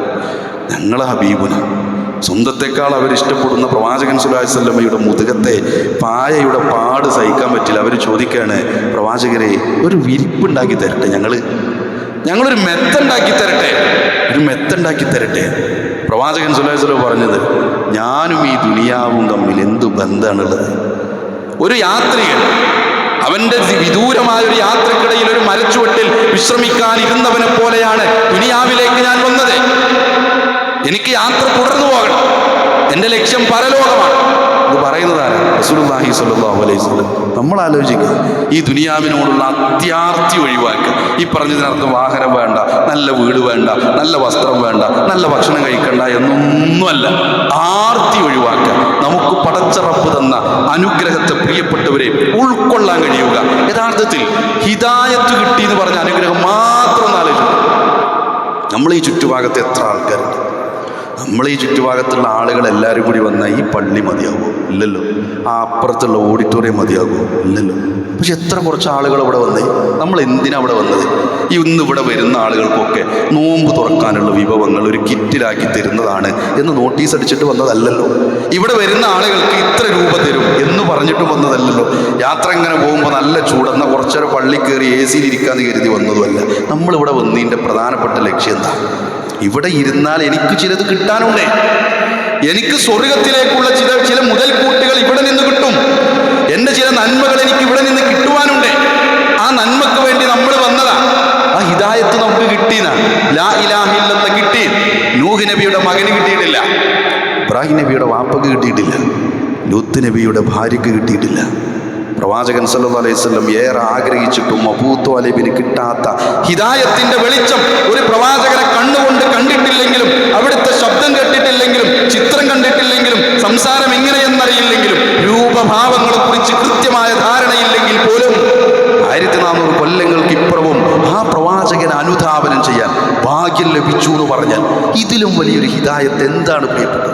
ഇതിലും വലിയൊരു അനുഗ്രഹം എന്താണ് ആലോചിച്ചു? എത്ര അനുഗ്രഹമാണ് നമുക്ക് അല്ലാഹു സുബ്ഹാനഹു വ തആല തന്നത്. ലോകത്ത് 75%, കുറച്ച് കണക്കുകൾ ഞാൻ അങ്ങനെ പറയാം, 75% ആളുകൾക്ക് പുരയിടമില്ല, വസ്ത്രമില്ല എന്നാണ്. 75% ആളുകൾക്ക്. നമ്മളൊക്കെ വസ്ത്രത്തിൻ്റെ കണക്കൊന്ന് ആലോചിച്ച് നോക്കി. പള്ളിക്ക് വരുമ്പോൾ നമ്മളുള്ളൊരു പഴയതേ കയറി എടുക്കരുത് അല്ലേ? ശരിക്കും നല്ലതാണ് എടുക്കണ്ടേ. കല്യാണത്തിന് പോകുമ്പോൾ കൺഫ്യൂഷൻ, അലമാര തുറന്നിട്ട് എടിയേ ഏതപ്പം ഞാനിന്ന് ഇടുക. അപ്പോൾ അവിടുന്ന് ആ 2 കര ഒപ്പിച്ചിട്ടോളി, അത് ഇന്ന കല്യാണത്തിന് ഇട്ടത്, അന്ന് അവിടെ കിട്ടത് അത് ഇടണ്ട. നമുക്ക് കൺഫ്യൂഷനാണ് ഏതാ ഇടേണ്ടത്. കുട്ടികൾ ചോദിക്കുക ഏതാ നമുക്ക് ഇടുക, കൺഫ്യൂഷനാണ്. ഒരു കൺഫ്യൂഷൻ ഇല്ലാത്തൊരു കാലം ഉണ്ടായിരുന്നു. അന്ന് വാപ്പട്ടീനെ കുപ്പായ മോൻക്കുള്ളേ ഒരു വലിയൊരു കുപ്പായ കയറും. പ്രായമുള്ള ആളുകൾക്ക് അതറിയാം. അന്നൊക്കെ പെരുന്നാൾക്ക് എങ്ങനെ ഡ്രസ്സ് വാങ്ങാൻ പോവാം, വാപ്പ ഏതെങ്കിലും ഒരു ടെക്സ്റ്റൈൽസിൻ്റെ ആളായിട്ടൊക്കെ ഒരു പരിചയം ഉണ്ടാവും. അവർ പറഞ്ഞൊരു കടവും കള്ളിയൊക്കെ വാങ്ങിയിട്ട് കുറച്ച് ഡ്രസ്സ് ആൾക്കാരെ എണ്ണത്തിനനുസരിച്ച് കൊണ്ടുവരും. അത് ചിലപ്പോൾ മഞ്ഞ ഉണ്ടാവും, അവിടെ സ്റ്റോക്കിൽ വിറ്റ് തീരാത്ത കിളിപ്പച്ച ഉണ്ടാവും, ഇതൊക്കെ ഉണ്ടാവും. ഇത് വീട്ടുകാരങ്ങനെ വീതിച്ചെടുക്കുക, വലിപ്പം ഉണ്ടാവില്ല, ചിലപ്പോൾ കുറച്ച് ഏറും അഡ്ജസ്റ്റ് ചെയ്ത് അത് അങ്ങനെ പോവാം. ഇന്നെന്താ ചെയ്യുന്നത്? ഈ പോയിക്കോ ഡ്രസ്സ് എടുത്തോ, ഞാൻ ഗൂഗിൾ പേ ചെയ്തോളാം, സ്കാനർ അയച്ചെന്നാൽ മതി വാപ്പ. എന്നിട്ട് കുട്ടീനാണ് പറഞ്ഞേക്കുക കടയിലേക്ക്. എന്നിട്ട് കുട്ടി 3500 റുപ്യൻ്റെ ചുരിദാർ. എന്നിട്ട് ആ ചുരിദാർ ഇവിടെ ഉണ്ട്, ഇങ്ങോട്ടും ഉണ്ട്, പക്ഷെ ഇവിടെ നെറ്റാ, പിന്നെ ഇവിടെ ലേശം ഉണ്ട്. കൈ ഉണ്ടോ? ആ കൈ ഫുൾ കയ്യാ, ഇവിടെ ഫുള്ള് കൈ ഇവിടെ കാണുന്നുണ്ട്, ഫുള്ളുണ്ടോ? ആ മറയണൊക്കെ ഉണ്ട്, പക്ഷെ ഇവിടെ ടൈറ്റാ. എത്ര പൈസ? 3500. ആരെ കൊടുത്ത്? അത് ഞാൻ അയച്ചു കൊടുത്തോളാം, ഇനി എന്തെങ്കിലും വേണമെങ്കിൽ പറയട്ടോ മോളെ എന്നൊരു വോയിസും അതിൻ്റെ പിന്നാലെ. കുട്ടികളാണ് പറഞ്ഞേക്കുക. ആൺകുട്ടി പോയിട്ട് ഡ്രസ്സ് എടുത്തൊരു ചോദിക്കാനും പറയാനും ഒന്നുമില്ല. ഇങ്ങനെയാണ്. അതൊക്കെ യഥാർത്ഥത്തിലൊരു തിന്മയുണ്ടെങ്കിൽ അതൊരു അനുഗ്രഹമായിട്ടാണ്. പ്രിയപ്പെട്ടവർ ആലോചിച്ചു, 75% ആളുകൾക്ക് ലോകത്ത് ഉടുക്കാൻ വസ്ത്രമില്ലെന്നാണ്. നമ്മളൊക്കെ ഒഴിവാക്കുന്ന വസ്ത്രത്തെ പറ്റി ഒന്ന് ആലോചിച്ചു. ഇതൊക്കെ കിട്ടിയിരുന്നെങ്കിൽ എന്ന് ആഗ്രഹിക്കുന്ന ആളുകളുണ്ട് നമ്മളെ രാജ്യത്തില്ലേ കൂട്ടര്? നമ്മളെ രാജ്യത്തില്ലേ? നല്ല അലക്കി തേച്ച വസ്ത്രമൊക്കെ എടുക്കുന്ന ചില സംഘടനകളും സംവിധാനങ്ങളൊക്കെ ഉണ്ട്. നമ്മൾ അലക്കി തേച്ച് കൊടുത്താൽ അവരെടുക്കും, അവർ കൊണ്ടുപോയി പൊന്നുപോലെ നമ്മൾ ഒഴിവാക്കിയ വസ്ത്രത്തെ പെരുന്നാളിന് ധരിക്കുന്ന ആളുകളുണ്ട്. നമ്മൾ ഒഴിവാക്കിയ വസ്ത്രമാണ് നമ്മൾ പള്ളിക്കൊക്കെ പോലും ഇടൂല, വീട്ടിൽ നിന്ന് പോലും ഇടാത്ത ടീഷർട്ടും ബനിയനും പർദ്ദയും ഒക്കെ ഉണ്ടാവും. ഇതൊക്കെ എന്ത് ചെയ്യുന്നത്? പെരുന്നാളിനിടുന്ന മക്കൾ പ്രിയപ്പെട്ടവരെ ഉണ്ട്. 8% ആളുകൾക്ക് 2 ദിവസത്തേക്കുള്ള ഭക്ഷണം പോലുമില്ല. 8% ആളുകൾക്ക് 2 ദിവസത്തേക്കുള്ള ഭക്ഷണം പോലുമില്ല. നമ്മൾ വീട്ടിൽ എത്ര ദിവസത്തേക്കുള്ള ഭക്ഷണം ആലോചിച്ചു? എത്ര ദിവസത്തേക്കുള്ള ഭക്ഷണമെന്ന് ആലോചിച്ചു? നമുക്ക് കിട്ടിയ അനുഗ്രഹങ്ങൾ എങ്ങനെ ആലോചിക്കാൻ വേണ്ടിയിട്ട് പറയണം. 500 മില്യൺ ആളുകൾ യുദ്ധഭീഷണിയിൽ നിൽക്കുന്നു. ഇന്നല്ലെങ്കിൽ നാളെ എൻ്റെ വീട് തകരും, അല്ലേ? നമ്മൾ നേരത്തെ സൂചിപ്പിച്ചില്ല, ഒരു തോക്കിൻ്റെ കാഞ്ചി വലിക്കുന്ന ഒരു ശബ്ദം പോലും നമ്മൾ കേട്ടിട്ടില്ല. എത്ര അനുഗ്രഹീതരാണ് പ്രിയപ്പെട്ടവരെ. ഇതിന് നമ്മൾ നന്ദി കാണിച്ചിട്ടുണ്ടോന്നാ? പരാതിയുടെ കെട്ടുകൾ പടച്ച റബ്ബിന്റെ മുന്നിൽ ഇറക്കി വെക്കുന്നതിൻ്റെ കൂടെ അൽഹംദുലില്ലാ എന്ന് പറയാം പ്രിയപ്പെട്ടവരെ. കഴിഞ്ഞോ നമുക്ക്? നന്ദിയുടെ ഒരു സുജൂദുണ്ട്, ശുക്രിൻ്റെ സുജൂദുണ്ട്. എത്ര കാലം അവനാൻ്റെ വയസ്സാലോചിക്കുക, ഓരോരുത്തരും അവനാൻ്റെ വയസ്സാലോചിക്കുക. എൻ്റെ ഇത്ര കാലത്തെ ജീവിതത്തിലെടുക്ക് ശുക്രിൻ്റെ സുജൂദൊന്ന് ചെയ്യാൻ കഴിഞ്ഞോ? ഭാര്യനെയും കൊണ്ട് അല്ലെങ്കിൽ മോളെയും കൊണ്ട് മരോളെയും കൊണ്ട് ഹോസ്പിറ്റലിൽ പ്രസവത്തിന് വേണ്ടി നിൽക്കുക. ഡോക്ടർ പറഞ്ഞ് ഒന്നുകിലും കുട്ടി പ്രയാസമാണ്, നിങ്ങൾ പ്രാർത്ഥിക്കട്ടോ എന്ന് പറഞ്ഞാൽ ആ ഉമ്മാരെ മനസ്സിലുള്ളതുപോലെ തന്നെ വാപ്പാരെ മനസ്സിൽ തീയിൻ്റെ കനലുണ്ടാവും. ആ വരാന്തയിൽ അവൻ ഉലാത്തും. അവസാനം നെയ്സ് വരെയാണ്, പേര് വിളിച്ചിട്ട് വരും. ഒരു കുഴപ്പമില്ലട്ടോ ഉമ്മക്കോ കുട്ടിക്കൊരു കുഴപ്പമില്ലട്ടോ എന്ന് പറയുമ്പോൾ അൽഹംദുലില്ലാ എന്ന് പോലും പറയാൻ പറഞ്ഞു ആളുകൾ. അൽഹംദുലില്ലാ പറഞ്ഞാൽ ഒരു ശുക്രിൻ്റെ സുജൂദ് ചെയ്യാൻ പ്രിയപ്പെട്ടവർ കഴിഞ്ഞിട്ടുണ്ടോ? നമുക്കറിയോ എന്താ ശുക്രിൻ്റെ സുജൂദ് എന്ന് പറഞ്ഞാൽ? നമ്മൾ കേട്ടിട്ടുണ്ടോ? ജീവിതത്തിൽ ഒരു തവണയെങ്കിലും മകന് ഫുൾ A+ ആണെന്ന് പറഞ്ഞപ്പോൾ നമ്മൾ കൂട്ടുകാരി നാട്ടുകാരി നമ്മൾ ക്ലബിലുള്ള മെമ്പർമാർക്ക് മോൻ്റെ ഫോട്ടോ, ട്രോഫി ഉണ്ടാക്കാനുള്ള ഫോട്ടോ, കാര്യങ്ങളും അഡ്രസ്സും എല്ലാം അയച്ചു. ശുക്രിൻ്റെ സുജൂദ് നമ്മൾ മറന്നുപോയി. മോന് ജോലി കിട്ടിയെന്ന് പറയാ, 3 മാസത്തെ വിസിറ്റിന് പോയി, ഒന്നും ശരിയായില്ല, തിരിച്ചു വരാൻ നിൽക്കലേ, ഏതൊക്കെയോ ഇൻ്റർവ്യൂ അറ്റൻഡ് ചെയ്തിട്ടുണ്ടെന്ന് പറഞ്ഞ് തിരിച്ചു വരാനാകുന്ന സമയത്ത് ഒരു ജോലി കിട്ടിയെന്ന് പറഞ്ഞപ്പോൾ ശുക്രിൻ്റെ സുജൂദ് ചെയ്തുവോ നമ്മൾ? മകൾ പ്രസവിച്ചപ്പോ, ഭാര്യ പ്രസവിച്ചപ്പോ, ഭർത്താവിനൊരു അസുഖമുണ്ടായി, അല്ലെങ്കിൽ വലിയൊരു ആക്സിഡന്റിൽ നിന്ന് രക്ഷപ്പെട്ടു, പടച്ച റബ്ബിന്റെ നിഅമത്തുണ്ടായി, നല്ലൊരു വീട് വെക്കാൻ കഴിഞ്ഞു. വീടെന്ന് പറഞ്ഞ ദുനിയാവിലെ സൗഭാഗ്യങ്ങളിൽ ഒന്നെന്നാ പറഞ്ഞേ. മോളെ കല്യാണമൊന്നും റെഡി ആവൂല എന്ന് പറഞ്ഞ് നടക്കുകയായിരുന്നു കുറേ കാലം. അവസാനം നല്ലൊരു ബന്ധം കിട്ടി. ഇത് കൂട്ടുകാരനെ വിളിച്ചു പറയണതിന് മുമ്പ് ഇത് ശരിയാക്കി തന്ന റബ്ബിന് മുമ്പിൽ ഒരു സുജൂദ് ചെയ്യാം. പ്രിയപ്പെട്ടവരെ, കഴിഞ്ഞോ? ഉണ്ടോന്ന്? ഇല്ലെങ്കിൽ ഒരു കുറ്റബോധമായി അവസാനിക്കണം, കുറ്റബോധമായി ഉണ്ടാകും. ഒരു ശുക്രിൻ്റെ സുജൂദ് ചെയ്യാൻ പോലും ജീവിതത്തിൽ ഇന്നവരെ കഴിഞ്ഞിട്ടില്ലെങ്കിൽ അത്രയേറെ നന്ദി കെട്ടവരായി നമ്മൾ മാറി. അങ്ങനെ തന്നെ മനസ്സിലാക്കി, നന്ദി കെട്ടവരായി മാറി. എത്ര ശുക്രിൻ്റെ സുജൂദായിരുന്നു നമുക്ക് ചെയ്യാൻ അവസരമുണ്ടായിരുന്നത്, അതിൻ്റെ രീതി പോലും അറിയില്ല. എങ്ങനെ ശുക്രിൻ്റെ സുജൂദ് ചെയ്യും? അത് സുജൂദ് കേട്ടിട്ടുണ്ട് എന്നല്ലാതെ ഞാൻ എല്ലാവരും എല്ലാം പറയുന്നത്. ഒരുപാട് ആളുകൾ ചെയ്ത ആളുകളുണ്ട്. മൊത്തത്തിൽ പറഞ്ഞു ആലോചിച്ചു, ഒന്നുമില്ല, വുദു പോലും വേണ്ടാന്ന് പറഞ്ഞിട്ട് അഭിപ്രായ വ്യത്യാസം. എന്നാലും വുദു പോലും ആവശ്യമില്ല, നേരെ സുജൂദിലേക്ക് പോവാം. ആ സുജൂദിൽ ചെന്നിട്ട് എന്താണോ സുജൂദിൽ പ്രാർത്ഥിക്കുന്നത് അത് മതി. അത് കഴിഞ്ഞിട്ട് നേരെ തിരിച്ചു വരും. ഇത്രയുള്ളൂ, 30 സെക്കൻഡ് മതി. പടച്ച റബ്ബിനോട് ഒരു 30 സെക്കൻഡ് നേരത്തെ നന്ദി കാണിക്കാൻ ഈ കാലഘട്ടത്തിനിടയിൽ കഴിഞ്ഞിട്ടില്ലെങ്കിൽ പ്രിയപ്പെട്ടവരെ ആലോചിച്ചു. നൂഹ് നബി അലൈഹിസ്സലാത്തു വസ്സലാമയെ കുറിച്ച് വിശുദ്ധ ഖുർആൻ പറഞ്ഞു തന്നറിയോ? ഇന്നഹു കാന അബ്ദൻ ശകൂറ. തീർച്ചയായിട്ടും നൂഹ് വളരെ നന്ദിയുള്ളൊരു ദാസനായിരുന്നു. എത്ര കൊല്ല നൂഹ് നബി തൗഹീദിലേക്ക് ക്ഷണിച്ചത്? 950 കൊല്ലം ക്ഷണിച്ചത്. 950 കൊല്ലം ക്ഷണിച്ചു എന്നാണ് ആളുകൾ ഇസ്ലാമിലേക്ക് ക്ഷണിച്ചു. എത്ര ആളുകളെ കിട്ടിയത്? കൂടെ കുറച്ചാണ്. ഒരു കപ്പലിൽ കയറുന്ന ആളുകളെ കിട്ടിയ, മോനെപ്പോലും കിട്ടില്ല, മകനെപ്പോലും കിട്ടില്ല. നമ്മൾ സംഘടനയ്ക്ക് വേണ്ടി, നമ്മൾ പള്ളിക്ക് വേണ്ടി, നമ്മൾ പ്രസ്ഥാനത്തിന് വേണ്ടി നമ്മളിങ്ങനെ പ്രയാസപ്പെടുമ്പോൾ അതിന് ആരെങ്കിലുമൊക്കെ ഒരു വാക്ക് പറയാം, ആരെങ്കിലും കുറച്ച് എതിർക്കുക, ആരെങ്കിലും എന്തെങ്കിലുമൊക്കെ പറയാം. MGMൻ്റെ ഒരു പ്രോഗ്രാമിന് വേണ്ടി ചിലപ്പോൾ ഒരു 500 മീറ്റർ നടക്കേണ്ടി വന്നാൽ മതിയായി എന്ന് പറയുന്നവരാണോ നമ്മൾ? ഞാൻ MGMിലില്ല, സംഘടനയിലുമില്ല, പള്ളി കമ്മിറ്റിയിലുമില്ല എന്നല്ല. നമ്മൾ ഉണ്ടാവണം. എവിടെയെങ്കിലുമൊക്കെ ആയിട്ട് സംസാരം കേൾക്കുന്നവർ എവിടെയെങ്കിലും ഉണ്ടാവണം. മനസ്സുകൊണ്ടെങ്കിലും നമ്മളെ കൊണ്ട് സജീവമാകാൻ കഴിയുന്നത് പണം കൊണ്ടെങ്കിലും ഉണ്ടാവണം. പ്രിയപ്പെട്ടവരെ, ഈ ദീനി വിഷയത്തിൽ ഇടപെടുമ്പോൾ ചെറിയൊരു വാക്കുപോലും സഹിക്കാൻ കഴിയാതെ അങ്ങനെ പറഞ്ഞു, അതുകൊണ്ട് ഞങ്ങളില്ല എന്ന് IS എംമാർ ഞങ്ങളെ പരിഗണിച്ചില്ല, MS എംമാർ ഞങ്ങളില്ല, MG എംമാർ മാറിക്ക KN ഇത് പറഞ്ഞു. ഇതൊന്നും ഉണ്ടാകാൻ പാടില്ല. 950 വർഷക്കാലം ക്ഷമയോടുകൂടി എന്തൊരു പ്രയാസം ഉണ്ടാവുന്ന ആലോചിച്ചു. ഒരു പ്രവാചകൻ എന്നുള്ള നിലയിൽ ആ പ്രവാചകനെ പറ്റി പറഞ്ഞത് നന്ദിയുള്ള അടിമ എന്നാണ്. ഇബ്രാഹിം നബി അലൈഹിസ്സലാത്തു വസ്സലാമയെ കുറിച്ച് വിശുദ്ധ ഖുർആൻ പറയുന്നത് ഷാകിറൻ ലിഅൻഉമിഹി, അവിടുത്തേക്ക് കിട്ടിയ അനുഗ്രഹങ്ങൾക്ക് നന്ദി കാണിച്ചവനെന്നാണ് വിശുദ്ധ ഖുർആൻ ഇബ്രാഹിം നബി അലൈഹിസ്സലാത്തു വസ്സലാമയെ പരിചയപ്പെടുത്തിയത്. ഇബ്രാഹിം നബി അലൈഹിസ്സലാത്തു വസ്സലാമയുടെ ജീവിതത്തിൽ ഒന്ന് പഠിച്ചു നോക്കൂ. പാപ്പ എന്താ പറഞ്ഞത്? ഇറങ്ങിപ്പോടാ, വീട്ടിൽ നിന്ന് ഇറങ്ങിപ്പോന്ന്. ലഅർജുമന്നക, കല്ലെറിഞ്ഞാട്ടി ഓടിക്കും ഇബ്രാഹിമേ. നമ്മുടെ ജീവിതത്തിൽ ഉണ്ടായിട്ട് അങ്ങനെ അവസ്ഥ ആരെങ്കിലും ഇറക്കി വിട്ടു? ആരെങ്കിലും? ഇബ്രാഹിം നബി അലൈഹിസ്സലാത്തു വസ്സലാമയെ വാപ്പ ഇറക്കി വിട്ടു. വാപ്പാന്നല്ല, നാട്ടുകാർ മുഴുവൻ എതിരായി. നമ്മളൊന്ന് ആലോചിച്ചോക്കാം. നമ്മളൊരു കല്യാണ പരിയിൽ ചെന്നിട്ടേ നമ്മളൊരു അഭിപ്രായം പറയും. ചിലപ്പോഴൊക്കെ അങ്ങനെ സാഹചര്യം ഉണ്ടാവും. ആ അഭിപ്രായം പറയുമ്പോൾ അതൊന്നും ശരിയാവൂല എന്ന് പറഞ്ഞാൽ പോലും നമ്മുടെ ഉള്ളിലൊരു നൊമ്പരപ്പെടുത്തുന്ന വേദന ഉണ്ടാവും. എൻ്റെ അഭിപ്രായം പറ്റിയില്ലേ, ചിലപ്പോൾ അങ്ങനെയാണ് വിടുന്നാലും നല്ലൊരു അഭിപ്രായമായിരിക്കും നമ്മൾ പറഞ്ഞിട്ടുണ്ട്. അത് സ്വീകരിച്ചിട്ടില്ലെങ്കിൽ പോലും വിഷമമുള്ള ആളാണ് നമ്മൾ. ഇവിടെയാണ് ഇബ്രാഹിം നബി അലൈഹിസ്സലാത്തു വസ്സലാമക്കെതിരെ ഒരു നാട് മുഴുവൻ ഒത്തുചേർന്ന് തീക്കുണ്ടാരമുണ്ടാക്കി ആ തീക്കുണ്ടാരത്തിലേക്ക് കാലുകെട്ടിയിറക്കുന്ന ഇബ്രാഹിം നബി അലൈഹിസ്സലാത്തു വസ്സലാമയെ കുറിച്ചാണ് പറഞ്ഞേ. അനുഗ്രഹങ്ങൾക്ക് നന്ദി കാണിച്ചവനായിരുന്നു. മക്കളുണ്ടായിട്ടില്ല, നാട്ടുകാർ കളിയാക്കും, വീട്ടുകാർ കളിയാക്കും, കൂട്ടുകാരിൽ നിന്ന് ചിലപ്പോൾ നമുക്കൊക്കെ ഒറ്റപ്പെടുത്തലുകളൊക്കെ ഉണ്ടായിട്ടുണ്ടാവും. പക്ഷെ സമാധാനം ഇവിടുന്ന് കിട്ടരുത്. വീട്ടിൽ കയറി ചെല്ലുമ്പോൾ ഒരു സമാധാനം ഉണ്ടാവും. പേരക്കുട്ടിനെ കാണുമ്പോൾ വല്ലിപ്പാന്ന് പറഞ്ഞ് ഓടി വരുമ്പോൾ ഒരു സമാധാനം ഉണ്ടാവും. ഇപ്പച്ചേന്ന് പറഞ്ഞ് ഓടി വരുമ്പോൾ ഒരു സമാധാനം ഉണ്ടാവും. നാട്ടിലെ പിന്നെ കുടുംബത്തിലെ കല്യാണത്തിന് പോയി അവിടുന്ന് സ്ത്രീകൾക്കിടയിൽ എന്തൊക്കെയോ പറഞ്ഞ് ഒരു കുറ്റക്കാരിയാക്കി കള്ളത്തിയാക്കി. പക്ഷെ വീട്ടിലെത്തുമ്പോൾ സ്വന്തം കുട്ടിനെ കാണുമ്പോൾ ഒരു സന്തോഷമാണ്. ഇബ്രാഹിം നബി അലൈഹിസ്സലാത്തു വസ്സലാമക്ക് ആ സന്തോഷം ഉണ്ടായിട്ടില്ല. ഇല്ല. ഇത്ര കാല പടച്ചറപ്പിനോട് പ്രാർത്ഥിച്ചത്, പടച്ചോട് സ്വാലിഹായ സന്താനത്തെ തരണേ എന്ന് പ്രാർത്ഥിച്ച് ചില ഗ്രന്ഥങ്ങളിൽ കാണാം 86 വയസ്സിലൊരു കുട്ടി ഉണ്ടാവുമെന്ന് പറഞ്ഞാൽ ഒരു വല്യപ്പാൻ്റെ സ്നേഹം കൊടുക്കേണ്ട പ്രായം. എന്തൊരു സ്നേഹം ഉണ്ടാവും. ആ കുട്ടീനെ എന്ത് ചെയ്യണമെന്ന് പറഞ്ഞത്? മക്കയിൽ കൊണ്ടു ചെന്നാക്കാൻ.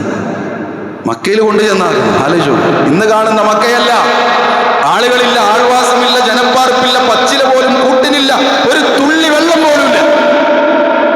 അവിടെ കൊണ്ടുചെന്നിട്ട് പിഞ്ചു ചോര പൈതലിനെയും ഭാര്യയെയും തനിച്ചാക്കി തിരിച്ചു പോകുന്ന ഇബ്രാഹിം നബി അലൈഹിസ്സലാത്തു വസ്സലാമയെ ഹാജറയുമ്മ വിളിക്കുന്ന വിളികളുണ്ട്.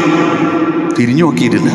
അവസാനം ചോദിക്കണം, അല്ലാഹ് ബിഅമറക യാ ഇബ്രാഹിം, അല്ലാഹ് പറഞ്ഞതാണോ ഞങ്ങളോട് ഒറ്റക്കാക്കി? അപ്പം തിരിഞ്ഞു നോക്കി അതേ എന്ന് പറഞ്ഞു.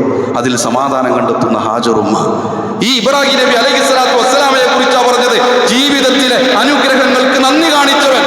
നമ്മളുടെ ജീവിതത്തിലാണ് ഈ അവസ്ഥ ഉണ്ടെങ്കിൽ ആലോചിച്ചു. ഒരു കുട്ടി ഇങ്ങനെ വലുതായി ഇങ്ങനെ വരില്ലേ, നമ്മൾ പള്ളിയിലേക്ക് കൊണ്ടുവരും. നമ്മൾ നോമ്പുറക്കാൻ വച്ചക്ക വാങ്ങുമ്പോൾ കുട്ടീനെ സ്കൂട്ടിൻ്റെ മുന്നിൽ ഇരുത്തിക്കൊണ്ട് നമുക്കൊരു സന്തോഷമാണ്. കുട്ടികൾ ഇങ്ങനെ വലുതായി വരുമ്പോൾ പള്ളിയിൽ വന്ന് നമ്മളെ മടിയിലൊക്കെ ഉണ്ടാവും. ചിലപ്പോൾ കുട്ടികൾ നമ്മൾ നിസ്കരിക്കുമ്പോൾ എടുത്ത് നിർത്തും, ചിലപ്പോൾ തറാവിക്കൊന്ന് ഓടിക്കളിക്കുകയൊക്കെ ചെയ്യും. എന്നാലൊരു സമാധാനം. കുറച്ചും കൂടി കുട്ടികൾ ഇങ്ങനെ വലുതായി വരുമ്പോൾ ഒരു മനസ്സിനൊരു സന്തോഷമാണ്. ഇബ്രാഹിം നബി അലൈഹിസ്സലാത്തു വസ്സലാമയുടെ കുട്ടി ഇങ്ങനെ വലുതായി വന്നപ്പോൾ പറഞ്ഞു തരും, കുട്ടീനെ വലിയ അറുക്കാൻ. പടച്ചോനെ എന്തിനാ പടച്ചോനെ എന്നൊരു ചോദ്യം ചോദിച്ചിട്ടില്ല. ഇസ്മായിൽ നബി അലൈഹിസ്സലാത്തു വസ്സലാമയെ വിളിച്ച് ബലിയർപ്പിക്കാൻ വേണ്ടി കൈപിടിച്ചു പോകുന്ന ആ വാപ്പയെ കുറിച്ചാ വിശുദ്ധ ഖുർആൻ പറഞ്ഞത്. അനുഗ്രഹങ്ങൾക്ക് നന്ദി കാണിച്ചു. എന്തേ നമുക്ക് നന്ദി കാണിക്കാൻ പ്രിയപ്പെട്ടവരെ തടസ്സം? എന്തു തടസ്സമാണ് നമുക്ക്? നമ്മുടെ ഹൃദയത്തോട് പ്രിയപ്പെട്ടവരെ ചോദിച്ചു നോക്കേണ്ടതുണ്ട്. നമ്മുടെ പ്രവാചകൻ നബി സല്ലല്ലാഹു അലൈഹി വസല്ലം ജീവിതത്തിൽ അനുഭവിച്ച പ്രയാസങ്ങളെ കുറിച്ച് ആലോചിച്ചു നോക്കൂ. നമ്മളതിൻ്റെ 100% പോലും നമ്മൾ അനുഭവിച്ചിട്ടില്ല. 100% നമ്മൾ അനുഭവിച്ചിട്ടുണ്ട്. 40-ാമത്തെ വയസ്സ് വരെ അൽ അമീൻ എന്താ വിളിച്ചത്? അൽ അമീൻ എന്ന് മാത്രം വിളിച്ച് എല്ലാവർക്കും പ്രിയപ്പെട്ടവനാ. ലാ ഇലാഹ ഇല്ലല്ലാഹ് പറഞ്ഞപ്പോഴേ ലാ ഇലാഹ ഇല്ലല്ലാഹ് പറഞ്ഞു കൊടുത്തപ്പോൾ മുഹമ്മദേ നിനക്കു നാശം. ഇതിനാണോ ഞങ്ങൾ ഇവിടെ ഒരുമിച്ച് കൂട്ടിയത് എന്ന് പറഞ്ഞ് പിന്നീട് അങ്ങോട്ട് ജീവിതത്തിന്റെ വലിയൊരളവ് പ്രയാസങ്ങളിലൂടെ പ്രതിസന്ധികളിലൂടെ കടന്നു പോകേണ്ടി വന്നിട്ടുണ്ട് പ്രവാചകൻ സല്ലല്ലാഹു അലൈഹി വസല്ലമക്ക്. നമ്മളും ചിലപ്പോൾ ഇസ്ലാഹി ആശയത്തിന് വേണ്ടി പണിയെടുക്കുമ്പോൾ മുജാഹിദായി എന്ന് പറഞ്ഞാൽ, സലഫിയായി എന്ന് പറഞ്ഞാൽ കുടുംബത്തിലെ കല്യാണത്തിന് ചിലപ്പോൾ വിളിച്ചിട്ടുണ്ടാവില്ല അല്ലേ? നമ്മുടെ കുട്ടീൻ്റെ കല്യാണത്തിന് ചിലപ്പോൾ വന്നിട്ടുണ്ടാവില്ല. ഒറ്റപ്പെടുത്തി കുടിയിരിക്കൽ പറഞ്ഞില്ല. ഇങ്ങനെ സമൂഹത്തിലടക്കം മങ്ങാടിയിൽ നിന്ന് കളിയാക്കലുകൾ ഏറ്റുവാങ്ങേണ്ടി വന്നിട്ടുണ്ടാവാം. ഇതൊക്കെ പ്രവാചകൻ സല്ലല്ലാഹു അലൈഹി വസല്ലം സഹിച്ചതിൻ്റെ 100 റഹ്മത്തെ. എല്ലാവരും കൂടെ ഒറ്റപ്പെടുത്തി ഒരു മലൻ്റെ മുകളിലേക്കാണ് കൊണ്ടു ചെന്നാക്കി ഷൈബ് അബീ ത്വാലിബ്. ആ മലയുടെ ഭാഗങ്ങളൊക്കെ ഇന്നും അവിടെ പോയാൽ കാണാൻ പറ്റുന്ന പ്രിയപ്പെട്ടവർ. എന്ത് ചെയ്തു എന്നറിയാം? സാധനം വാങ്ങാൻ പോലും താഴത്തേക്ക് ഇറക്കില്ല, അവിടെ ബ്ലോക്ക് ചെയ്തു വെച്ചു. അതിനെക്കുറിച്ച് പിന്നീട് ഹദീസുകളിൽ പറഞ്ഞു തരും. പച്ച ഇലകളാണ് ഞങ്ങൾ കഴിച്ചത്, പച്ച ഇലകൾ കഴിച്ചു. നമ്മുടെ ജീവിതത്തിൽ കഴിച്ചിട്ടുണ്ടോ വിശന്നിട്ടൊരു പച്ചയില? കഴിഞ്ഞ വർഷം ഫലസ്തീനിലൊരു കുട്ടിയുമായിട്ട് ഇങ്ങനെ ഭക്ഷണപ്പൊതി കൊണ്ടേ കൊടുക്കണ കുട്ടിക്ക് ഭയങ്കര സന്തോഷം. ഒരു പെൺകുട്ടി വീഡിയോ എൻ്റെ മനസ്സിൽ ഇങ്ങനെ വരിക. ആ പെൺകുട്ടിയോട് ചോദിക്കുക, എങ്ങനെ നോമ്പ് തുറന്നേ? കുട്ടി സന്തോഷത്തോടു കൂടി പറഞ്ഞു തരും, പച്ച ഇലാണ്, ഇല കഴിച്ചിട്ടാ നോമ്പ് തുറന്നത്, ഇല കഴിച്ചിട്ടാ തുറന്നത്. ആ പെൺകുട്ടി ഇല കഴിച്ചിട്ടാണ് നോമ്പ് തുറന്നതെങ്കിൽ ആ കുട്ടീൻ്റെ ഉമ്മാക്ക് ചിലപ്പോൾ ഒരു ഇലയും കിട്ടിയിട്ടുണ്ടാവില്ല. ആലോചിച്ചു, ശരിക്കും ആലോചിച്ചു. ജീവിതത്തിൽ ഒരിക്കലെങ്കിലും വിശപ്പ് സഹിക്കാൻ കഴിയാതെ പച്ച ഇല തിന്നേണ്ട ഗതികേടുണ്ടായിട്ടുണ്ടോ? ചിലപ്പോഴൊക്കെ ഈ പുളിൻ്റെ ഇല ഞങ്ങളെ ചെറുപ്പത്തിലൊക്കെ കഴിച്ചു. ഇപ്പോഴത്തെ കുട്ടികൾക്ക് ചിലപ്പോൾ അതുകൊണ്ട് വെറുതെ രസം, ഒരു പുളിയാണ് പുളിൻ്റെ ഇല കഴിക്കുക. ഇപ്പം അതുമില്ല. തമാശക്ക് പോലും പ്രിയപ്പെട്ടവരെ ആലോചിച്ചു, പച്ചയില കഴിക്കുന്നവർ പ്രവാചകൻ സല്ലല്ലാഹു അലൈഹി വസല്ലമയുടെ കാലഘട്ടത്തിൽ അവിടുന്ന് കഴിച്ചു, സ്വഹാബാക്കൾ കഴിച്ചു. 2023 ഫിലിസ്തീനിൽ ഒരു പിഞ്ചോമന പൈതൽ കഴിച്ചു. 2025 എത്തി നിൽക്കുമ്പോൾ നമ്മൾ ആലോചിക്കുമ്പോൾ, നമ്മുടെ വർഷങ്ങളെടുത്ത് 50 വർഷത്തെ ജീവിതത്തിനിടയ്ക്ക് ആലോചിക്കുമ്പോൾ വിശപ്പ് സഹിക്കാൻ കഴിയാതെ ഒരു പച്ചയില തിന്ന കണക്ക് പോലും ഹൃദയത്തിൽ. ആലോചിച്ചു, എത്ര അനുഗ്രഹീതരാണെന്ന് ആലോചിച്ചു. പ്രവാചകൻ സല്ലല്ലാഹു അലൈഹി വസല്ലം പ്രയാസം സഹിക്കാതെ തായിഫിലേക്ക് പോകുന്ന രംഗമുണ്ട്. തായിഫിലേക്ക് പോകുമ്പോൾ എന്തിനാണെന്നറിയാം? ഉമ്മാൻ്റെ വീടാണ് അവിടെ. ആളുകൾ സഹായിക്കുന്ന പ്രതീക്ഷ, ആളുകൾ സഹായിക്കും. പക്ഷെ എന്താ സംഭവിച്ചെന്നറിയാം? കല്ലെറിഞ്ഞാട്ടി ഒടിച്ച് പ്രയാസം സഹിച്ച് പ്രവാചകൻ സല്ലല്ലാഹു അലൈഹി വസല്ലം ഓടി അദ്ദാസിന്റെ തോട്ടത്തിൽ ചെന്നിരിക്കുന്ന രംഗമുണ്ട്. പർവ്വതത്തിന്റെ ചുമതലയുള്ള മലക്ക് വന്നിട്ട് ചോദിക്കുക, പ്രവാചകരെ, ഈ മല ഞങ്ങൾ അങ്ങോട്ട് കമഴ്ത്തിയിടട്ടെ ഈ കൗമിന്റെ മുകളിലൂടെ? വേണ്ടെന്ന് പറയുന്ന പ്രവാചകൻ സല്ലല്ലാഹു അലൈഹി വസല്ലം ആ സ്ഥലം ഇന്ന് പോയാൽ അവിടെ കാണാൻ പറ്റും. ഇന്നും അവിടെ ആ സ്ഥലമുണ്ട്, സംരക്ഷിച്ച് വെച്ചിട്ടുണ്ട് ആ മലകളും. അവിടെ ഒരു പള്ളിയുണ്ട്, ആ സ്ഥലം ഇങ്ങനെ കാണാൻ കഴിയും. പ്രിയപ്പെട്ടവർ, ഉഹുദിന്റെ രണാങ്കണത്തിൽ പ്രവാചകൻ സ്വല്ലല്ലാഹു അലൈഹി വസല്ലം പ്രയാസപ്പെട്ട് പടത്തൊപ്പിയോട് ആണി തറച്ച് മുൻപല്ലൊക്കെ പൊട്ടിങ്ങനെ ഇരിക്കുമ്പോൾ ആയിഷ റളിയല്ലാഹു അൻഹ ചോദിക്കുന്നുണ്ട്, പ്രവാചകരെ നല്ല പ്രയാസത്തിലാണല്ലോ എന്ന് ചോദിക്കുമ്പോൾ പ്രവാചകൻ സ്വല്ലല്ലാഹു അലൈഹി വസല്ലം പറഞ്ഞത്, ആയിഷ, അന്ന് തായിഫിൽ നിന്നും ഞാൻ അനുഭവിച്ച പ്രയാസം ഇതിനേക്കാൾ വലുതാണ്. പ്രവാചകൻ സല്ലല്ലാഹു അലൈഹി വസല്ലം പറഞ്ഞ രംഗം പ്രിയപ്പെട്ടവരെ ഒന്ന് ആലോചിച്ചു നോക്കൂ. ആ പ്രവാചകൻ സല്ലല്ലാഹു അലൈഹി വസല്ലം അവിടുത്തെ കുറിച്ച് ആയിഷ റളിയല്ലാഹു അൻഹ പറഞ്ഞൊരു വാക്യമുണ്ട്, ഞങ്ങളുടെ വീട്ടിൽ വിളക്കിലൊഴിക്കാനുള്ള എണ്ണ ഉണ്ടായിരുന്നെങ്കിൽ ഞങ്ങളത് കുടിക്കുമായിരുന്നു. വിളക്കിലൊഴിക്കാനുള്ള എണ്ണയുണ്ടായിരുന്നെങ്കിൽ ഞങ്ങളത് കുടിക്കുമായിരുന്നു. എന്താ പറഞ്ഞതിനർത്ഥം? വെട്ടവുമില്ല, പട്ടിണിയാണ്, ഭക്ഷണമില്ല, വെളിച്ചമില്ല. നമ്മളെ ജീവിതത്തിലേക്കാ താരതമ്യം ചെയ്യേണ്ടത്. നമ്മുടെ വീട്ടിൽ എത്ര ദിവസത്തേക്കുള്ള സ്റ്റോക്കാണുള്ളത്? ഹബീബിനാ സല്ലല്ലാഹു അലൈഹി വസല്ലം ഒരു നേരത്തെ ഭക്ഷണം പോലും വയറു നിറച്ചു കഴിച്ചിട്ടില്ല. രാത്രി വീട്ടിൽ നിന്ന് പുറത്തിറങ്ങി പ്രവാചകൻ സല്ലല്ലാഹു അലൈഹി വസല്ലം എന്തിനാണെന്നറിയോ? വിശപ്പ് കൊണ്ട് പുറത്തിറങ്ങുക. നമ്മളൊക്കെ അത് അനുഭവിച്ചിട്ടുണ്ടോ? ഈ നോമ്പ് തുറക്കാൻ നേരത്ത് ഭക്ഷണത്തോടൊരു താല്പര്യം ഉണ്ടാവുന്നതിൻ്റെ പേരല്ലല്ലോ വിശപ്പ്, അത് കൊതിയാണ്. വിശപ്പ് സഹിക്കാൻ കഴിയാതെ വീട്ടിൽ നിന്ന് രാത്രി പുറത്തിറങ്ങി നടക്കണം. നമ്മളൊക്കെ തറാവി കഴിഞ്ഞിട്ട് തറാവിൻ്റെ മുമ്പ് കുറേ കേട്ടും തറാവി കഴിഞ്ഞിട്ട് പിന്നെയും കുറേ കേട്ടും, എന്നിട്ട് അവസാനം ഉറക്ക് വരുന്നില്ല. അതിൻ്റെ കാരണം എന്താ പറയുക? എനിക്ക് തിരിഞ്ഞു മറിഞ്ഞ് കടക്കാൻ കഴിയാത്തതുകൊണ്ട്, പട്ടിണി നടന്നിട്ടല്ല. പ്രവാചകൻ സല്ലല്ലാഹു അലൈഹി വസല്ലം നടന്നു പോകുമ്പോൾ വഴിയിൽ ഒരു കൂട്ടുകാരനെ കണ്ടു, അബൂബക്കർ സിദ്ദീഖ് റളിയല്ലാഹു അൻഹു. എന്തിനാ പുറത്തിറങ്ങിയത്? കാറ്റുള്ളാനല്ല, പ്രവാചകരെ വിശന്നിട്ട് അങ്ങോട്ട് ഇറങ്ങിയതാണ്. ആ രണ്ടാളുകൾ നടന്നു പോകുമ്പോഴേ ഉമർ ഇബ്നുൽ ഖത്താബ് റളിയല്ലാഹു അൻഹു കണ്ടു. ചോദിച്ചപ്പോൾ എന്താ പറഞ്ഞു? നിങ്ങൾ എന്തിനാ രണ്ടാളും ഇറങ്ങിയത്? അതിനെന്നെ ഞാനും ഇറങ്ങിയത്. ജീവിതത്തിൽ ഒരിക്കൽ പോലും വയറ് നിറച്ച് ആഹരിക്കാത്ത പ്രവാചകൻ സല്ലല്ലാഹു അലൈഹി വസല്ലം അന്ന് അവർക്ക് ഭക്ഷണം കിട്ടി. ഭക്ഷണം കഴിച്ചിട്ട് പ്രവാചകൻ സല്ലല്ലാഹു അലൈഹി വസല്ലം പറഞ്ഞു തരുമോ? അബൂബക്കർ സിദ്ദീഖ് റളിയല്ലാഹു അൻഹുവിനോട് ഉമർ ഇബ്നുൽ ഖത്താബ് റളിയല്ലാഹു അൻഹുവിനോട് വജിനെ പറയേണ്ടി വരും. നമ്മുടെ നാട്ടിലെങ്ങനെ പറയും? വജിനെ പറയേണ്ടി വരും. ഈ കിട്ടിയതിനെ അള്ളാഹുവിനോട് നാളെ പറയേണ്ടി വരും ഈ അനുഗ്രഹത്തിന്. നമ്മളൊക്കെ എത്ര പറയേണ്ടി വരും കൂട്ടരെ. അവിടുന്ന് വഫാത്താകുമ്പോൾ അവിടുത്തെ പടയങ്കി പണയത്തിലാണ്. തൊട്ടടുത്ത ജൂതന്റെ വീട്ടിൽ കൊണ്ടുപോയി വെച്ചിരിക്കുകയാണ്. എന്തിന്? ഒരു മുദ്ദു ഗോതമ്പ് അല്ലേ, എത്ര ഉണ്ടാവും ഏകദേശം? എന്തിനാ ഗോതമ്പ് വാങ്ങി? റൊട്ടി ഉണ്ടാക്കി കഴിക്കാൻ. ആര്? ഈ ലോകത്തെ ഏറ്റവും ശ്രേഷ്ഠനായ അഷ്റഫുൽ ഖൽഖായ റസൂലുള്ളാഹി സ്വല്ലല്ലാഹു അലൈഹി വസല്ലമയുടെ വീട്ടിൽ ഒരു മുദ്ദു ഗോതമ്പിന് വേണ്ടി പടയെങ്കിൽ കൊണ്ടുപോയി വെക്കേണ്ടുന്ന പ്രയാസങ്ങൾ ഉണ്ടായിട്ടുണ്ട്. നമ്മുടെ ജീവിതത്തെ പറ്റി ആലോചിച്ചു. നമ്മൾ എത്ര അനുഗ്രഹീതരാണ് പ്രിയപ്പെട്ടവർ. എന്നിട്ടും പ്രവാചകൻ സല്ലല്ലാഹു അലൈഹി വസല്ലമയോട് വിശുദ്ധ ഖുർആൻ പറഞ്ഞു തരും, ഇന്നാ അഅ്തൈനാകൽ കൗസർ, പ്രവാചകരെ അങ്ങേക്ക് ധാരാളം നന്മകൾ തന്നിരിക്കുന്നു.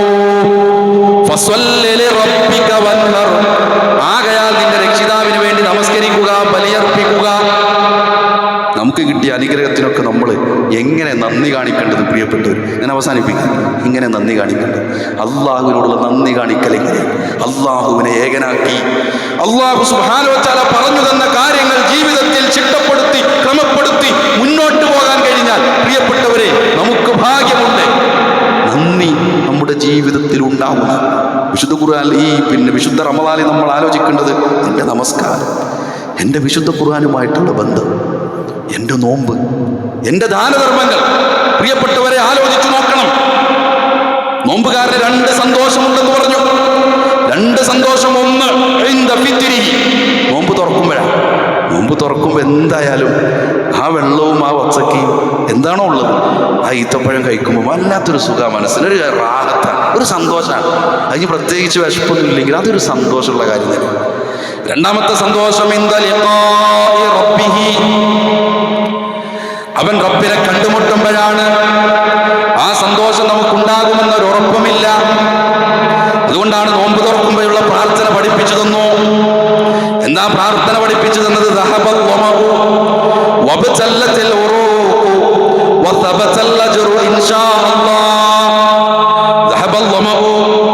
എന്റെ ദാഹം ശമിച്ചു. നാടി നരമ്പുകൾ നനഞ്ഞു. മൂന്നാമത് പറഞ്ഞത് പ്രതിഫലം ഉറച്ചു. ദാഹം ശമിച്ചു എന്ന് പറഞ്ഞപ്പോൾ, അതേപോലെ നാടി നരമ്പുകൾ നനഞ്ഞു എന്ന് പറഞ്ഞപ്പോൾ പറയാത്ത ഒരു വാക്ക് സബത്തൽ അജ്റു എന്ന് പറഞ്ഞതിന് ശേഷം പറഞ്ഞു. കാരണം എന്താ? വെള്ളം കുടിച്ചാൽ ദാഹം മാറും. ഒരു ഉറപ്പാണ്. വെള്ളം കുടിച്ചാൽ ദാഹം മാറും. വെള്ളം കുടിച്ചാൽ നാടി നരമ്പുകൾ നനയും.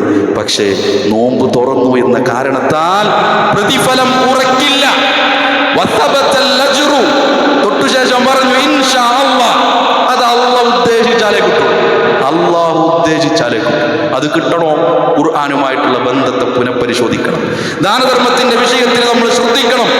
ഓരോ കർമ്മങ്ങളിലും ശ്രദ്ധയുണ്ടാകണം. വിശേഷിച്ചു റമദാനിൽ ഖുർആനുമായിട്ടുള്ള നമ്മുടെ ബന്ധം ആലോചിച്ചു. ഞാൻ 10 പേജ് 15ആയി 20ആയി 30 പേജായി 4-5 സൂറത്ത് കഴിഞ്ഞു. നമുക്കതൊക്കെ പറയാനുണ്ടാവും. ഞാൻ ചോദിക്കട്ടെ, വിശുദ്ധ ഖുർആനിനെ എങ്ങനെ നമ്മൾ മനസ്സിലാക്കണം? അർത്ഥമറിഞ്ഞ് മനസ്സിലാക്കണം. ഈ സദസ്സിലിരിക്കുന്ന എല്ലാവർക്കും അറിയുന്ന വിശുദ്ധ ഖുർആനിലെ സൂറത്തുൽ ഫാത്തിഹ, അതിൻ്റെ അർത്ഥം അറിയോ എന്ന് ചോദിച്ചാൽ അറിയും എന്നല്ലേ നമുക്ക് പറയാനുള്ളത്, അല്ലേ? ഇയ്യാക നഅ്ബുദു വ ഇയ്യാക നസ്തഈൻ ഇഹ്ദിനസ് സിറാത്തൽ മുസ്തഖീം സിറാത്തൽ ലദീന അൻഅംത അലൈഹിം ഗൈറിൽ മഗ്ദൂബി അലൈഹിം വലദ്ദാല്ലീൻ. ഗൈറിൽ മഗ്ദൂബി അലൈഹിം എന്ന് പറഞ്ഞത് ആരെക്കുറിച്ചാണ്? പറയും. എത്ര കൊല്ലായി നിസ്കരിക്കാൻ തുടങ്ങിയിട്ട്? ഗൈറിൽ മഗ്ദൂബി അലൈഹിം എന്ന് പറഞ്ഞത് ഏതു ജനവിഭാഗത്തെ കുറിച്ചാണ്? വലദ്ദാല്ലീൻ, വഴിപിഴച്ചവരാണ്, വഴികേടിലായവരാണ്. ആരെക്കുറിച്ചാണ് പറയുന്നത്? അള്ളാഹു കോപിച്ചവരാണ്. ഗൈറിൽ മഗ്ദൂബി അലൈഹിം, അവരിൽ പെടുത്തല്ലേ. ആരെയാണ് അള്ളാഹു കോപിച്ചത്? നമുക്കറിയോ? എത്ര കൊല്ലായി പ്രിയപ്പെട്ടവര് സൂറത്തുൽ ഫാത്തിഹ വെച്ച് ഓതി നടക്കുന്നു. നമുക്കിതറിയില്ലെങ്കിൽ ആമീൻ എന്ന് പറയുന്നതിൽ എന്തർത്ഥമാണുള്ളത്? ഖൈറിൽ മഹ്ദൂബി അലൈഹിന്റെ അർത്ഥം അറിയില്ല. ആരെക്കുറിച്ചാ പറഞ്ഞതെന്ന് അറിയില്ല. നിസ്കരിക്കാൻ തുടങ്ങിയിട്ട് 32 കൊല്ലായി, 48 കൊല്ലമായി, 57 കൊല്ലായി, 70 കൊല്ലായി. ഏതു രാത്രി വിളിച്ചു ചോദിച്ചാലും ഫാത്തിഹ സൂറത്ത് തായെന്ന് മോൾക്ക് ഓതാൻ പറഞ്ഞാൽ എങ്ങനെ ഓതാറടി? എവിടുന്ന് മുറിച്ചു പറഞ്ഞാലും ഓതാറടി. ആശയം അറിയില്ലെങ്കിൽ പ്രിയപ്പെട്ടവരെ, ഹൃദയത്തിൽ കുറ്റബോധമുണ്ടാവണം. ഇത്രയും കാലമായിട്ട് എനിക്ക് സൂറത്തുൽ ഫാത്തിഹയുടെ അർത്ഥം അറിയില്ലേ? ഹമാനി മൗലവിയുടെ തഫ്സീറുണ്ട്, പള്ളികളിലുണ്ട്. നമ്മുടെ മൊബൈൽ ഫോണിൽ ഹമാനി തഫ്സീർ എന്ന് സെർച്ച് ചെയ്താൽ പ്ലേ സ്റ്റോറിൽ നിന്നിട്ട് കിട്ടും. നമ്മുടെ മൊബൈൽ ഫോൺ ഏത് മോഡലാണെങ്കിലും അതിൻ്റെ സ്റ്റോറുകളിലൊക്കെ അതൊന്ന് എടുത്തിട്ട് വായിക്കാൻ സൗജന്യമായിട്ടെങ്കിലും പ്രിയപ്പെട്ടവരെ സൂറത്തുൽ ഫാത്തിഹയുടെ വിശദീകരണം ഒന്ന് വായിക്കാൻ ഈ റമദാനിൽ നമുക്ക് സാധിക്കണം. അഊദു ബില്ലാഹി മിനശ് ശൈത്വാനിർ റജീം മുതൽ ഇങ്ങനെ തുടങ്ങും. അഊദു ബില്ലാഹി മിനശ് ശൈത്വാനിർ റജീം എന്ന് പറയേണ്ട സന്ദർഭങ്ങൾ അതിലുണ്ടാവും. ബിസ്മില്ലാഹിർ റഹ്മാനിർ റഹീം എന്നതുണ്ട്, അതിൻ്റെ ആശയം അർത്ഥം പറയേണ്ട സന്ദർഭങ്ങൾ ഉണ്ടാവും. അൽഹംദുലില്ലാഹി റബ്ബിൽ ആലമീൻ എന്നൊക്കെയുണ്ടാവും. പ്രിയപ്പെട്ടവരെ, ഈ വിശുദ്ധ ഖുർആനിനെ ഇതുപോലെ മനസ്സിലാക്കാൻ കഴിയണം. അബൂബക്കർ സിദ്ദീഖ് റളിയല്ലാഹു അൻഹു വിശുദ്ധ ഖുർആൻ പാരായണം ചെയ്യും കരയുമായിരുന്നു. പ്രവാചകൻ സല്ലല്ലാഹു അലൈഹി വസല്ലമ വല്ല പ്രയാസം ഉണ്ടാകുമ്പോൾ ഇമാമത്ത് നിൽക്കാൻ അബൂബക്കർ സിദ്ദീഖ് റളിയല്ലാഹു അൻഹു ഏൽപ്പിക്കും. ആയിഷ റളിയല്ലാഹു അൻഹയെ വിളിക്കും, മോളെ ആയിഷ വാപ്പാനെ വിളിക്കേ ഇമാമത്ത് നിൽക്കാൻ പറയുമ്പോൾ ആയിഷ റളിയല്ലാഹു അൻഹ പറയുമായിരുന്നു, എൻ്റെ വാപ്പയെങ്ങാനും ഇമാമത്ത് നിന്നാൽ ലം യസ്മഇന്നാസ ഇല്ലാ ബുകാ, ആളുകൾക്ക് കരച്ചിലല്ലാതെ ഒന്നും കേൾക്കാൻ കഴിയൂല. അബൂബക്കർ സിദ്ദീഖ് റളിയല്ലാഹു അൻഹു ഇമാമത്ത് നിന്നാൽ, അല്ല വിശുദ്ധ ഖുർആൻ പാരായണം ചെയ്യാൻ നിന്നാൽ ഓരോ ആയത്തുകൾ വരുമ്പോഴും കരഞ്ഞു പോകുമായിരുന്നു. ഏതായത്ത് കേട്ടിട്ടാണ് നമ്മൾ കരഞ്ഞേ? അതാണ് ആലോചിക്കേണ്ടത്. ഏതായത്ത് കേട്ടിട്ടാണ് നമ്മുടെ കണ്ണുകൾ നിറഞ്ഞു പോയത് കൂട്ടരെ? എന്താണ് നിറയാത്തത്? എന്താ നിറയാത്തത്? അത് അർത്ഥമറിഞ്ഞാൽ മാത്രമല്ല, നല്ല ഈമാനുള്ള ഒരാൾക്ക് അൽഹംദുലില്ലാഹി റബ്ബിൽ ആലമീൻ എന്ന് കേട്ടാൽ മതി, കണ്ണ് നിറയാൻ. വിശുദ്ധ ഖുർആനിൽ ഒരു ആയത്ത് കേട്ടാൽ മതി, ഒരു സ്വഹാബിയുടെ ചരിത്രം കേട്ടാൽ മതി, പ്രവാചകൻ സല്ലല്ലാഹു അലൈഹി വസല്ലമയുടെ ജീവിതത്തിലെ ചരിത്രങ്ങളിൽ ഒരു ചെറു ചരിത്രം കേട്ടാൽ മതി, പ്രവാചകൻ സല്ലല്ലാഹു അലൈഹി വസല്ലം എന്ന് കേട്ടാൽ മതി, അവിടുത്തെ ജീവിതത്തെക്കുറിച്ച് ആലോചിച്ച് കണ്ണ് നിറഞ്ഞു പോകുന്ന ഏതായത്ത് കേട്ടിട്ടാ നമ്മളെ കണ്ണ് നിറഞ്ഞത്? ഏതായത്ത് കേട്ടിട്ടാ പ്രിയപ്പെട്ടു? അതുകൊണ്ട് ഈ വിശുദ്ധ ഖുർആനിൻ്റെ ദിനരാത്രങ്ങളിൽ നമ്മളൊന്ന് പുനഃപരിശോധിക്കണം. നമ്മളിങ്ങനെ ഖത്തമ തീർത്ത് ഓതുക, അതിനൊക്കെ കൂലിയുണ്ട്. അലിഫ് ലാം മീം എന്നൊരാൾ പാരായണം ചെയ്താൽ അലിഫിന് കൂലിയുണ്ട്, ലാമിനും മീമിനും വെവ്വേറെ കൂലിയുണ്ട്. ഒക്കെ ശരിയല്ലേ? അതങ്ങനെ അതിൻ്റെ വഴിക്ക് പോകാം. വിശുദ്ധ ഖുർആൻ അർത്ഥം പഠിക്കാനും അതിൻ്റെ വിശദീകരണത്തെക്കുറിച്ച് മനസ്സിലാക്കാനുള്ള ശ്രമം നമ്മളെ ഭാഗത്തു നിന്ന് ഉണ്ടാവണം. നമ്മളൊരു സൗഭാഗ്യം എന്താണെന്നറിയോ?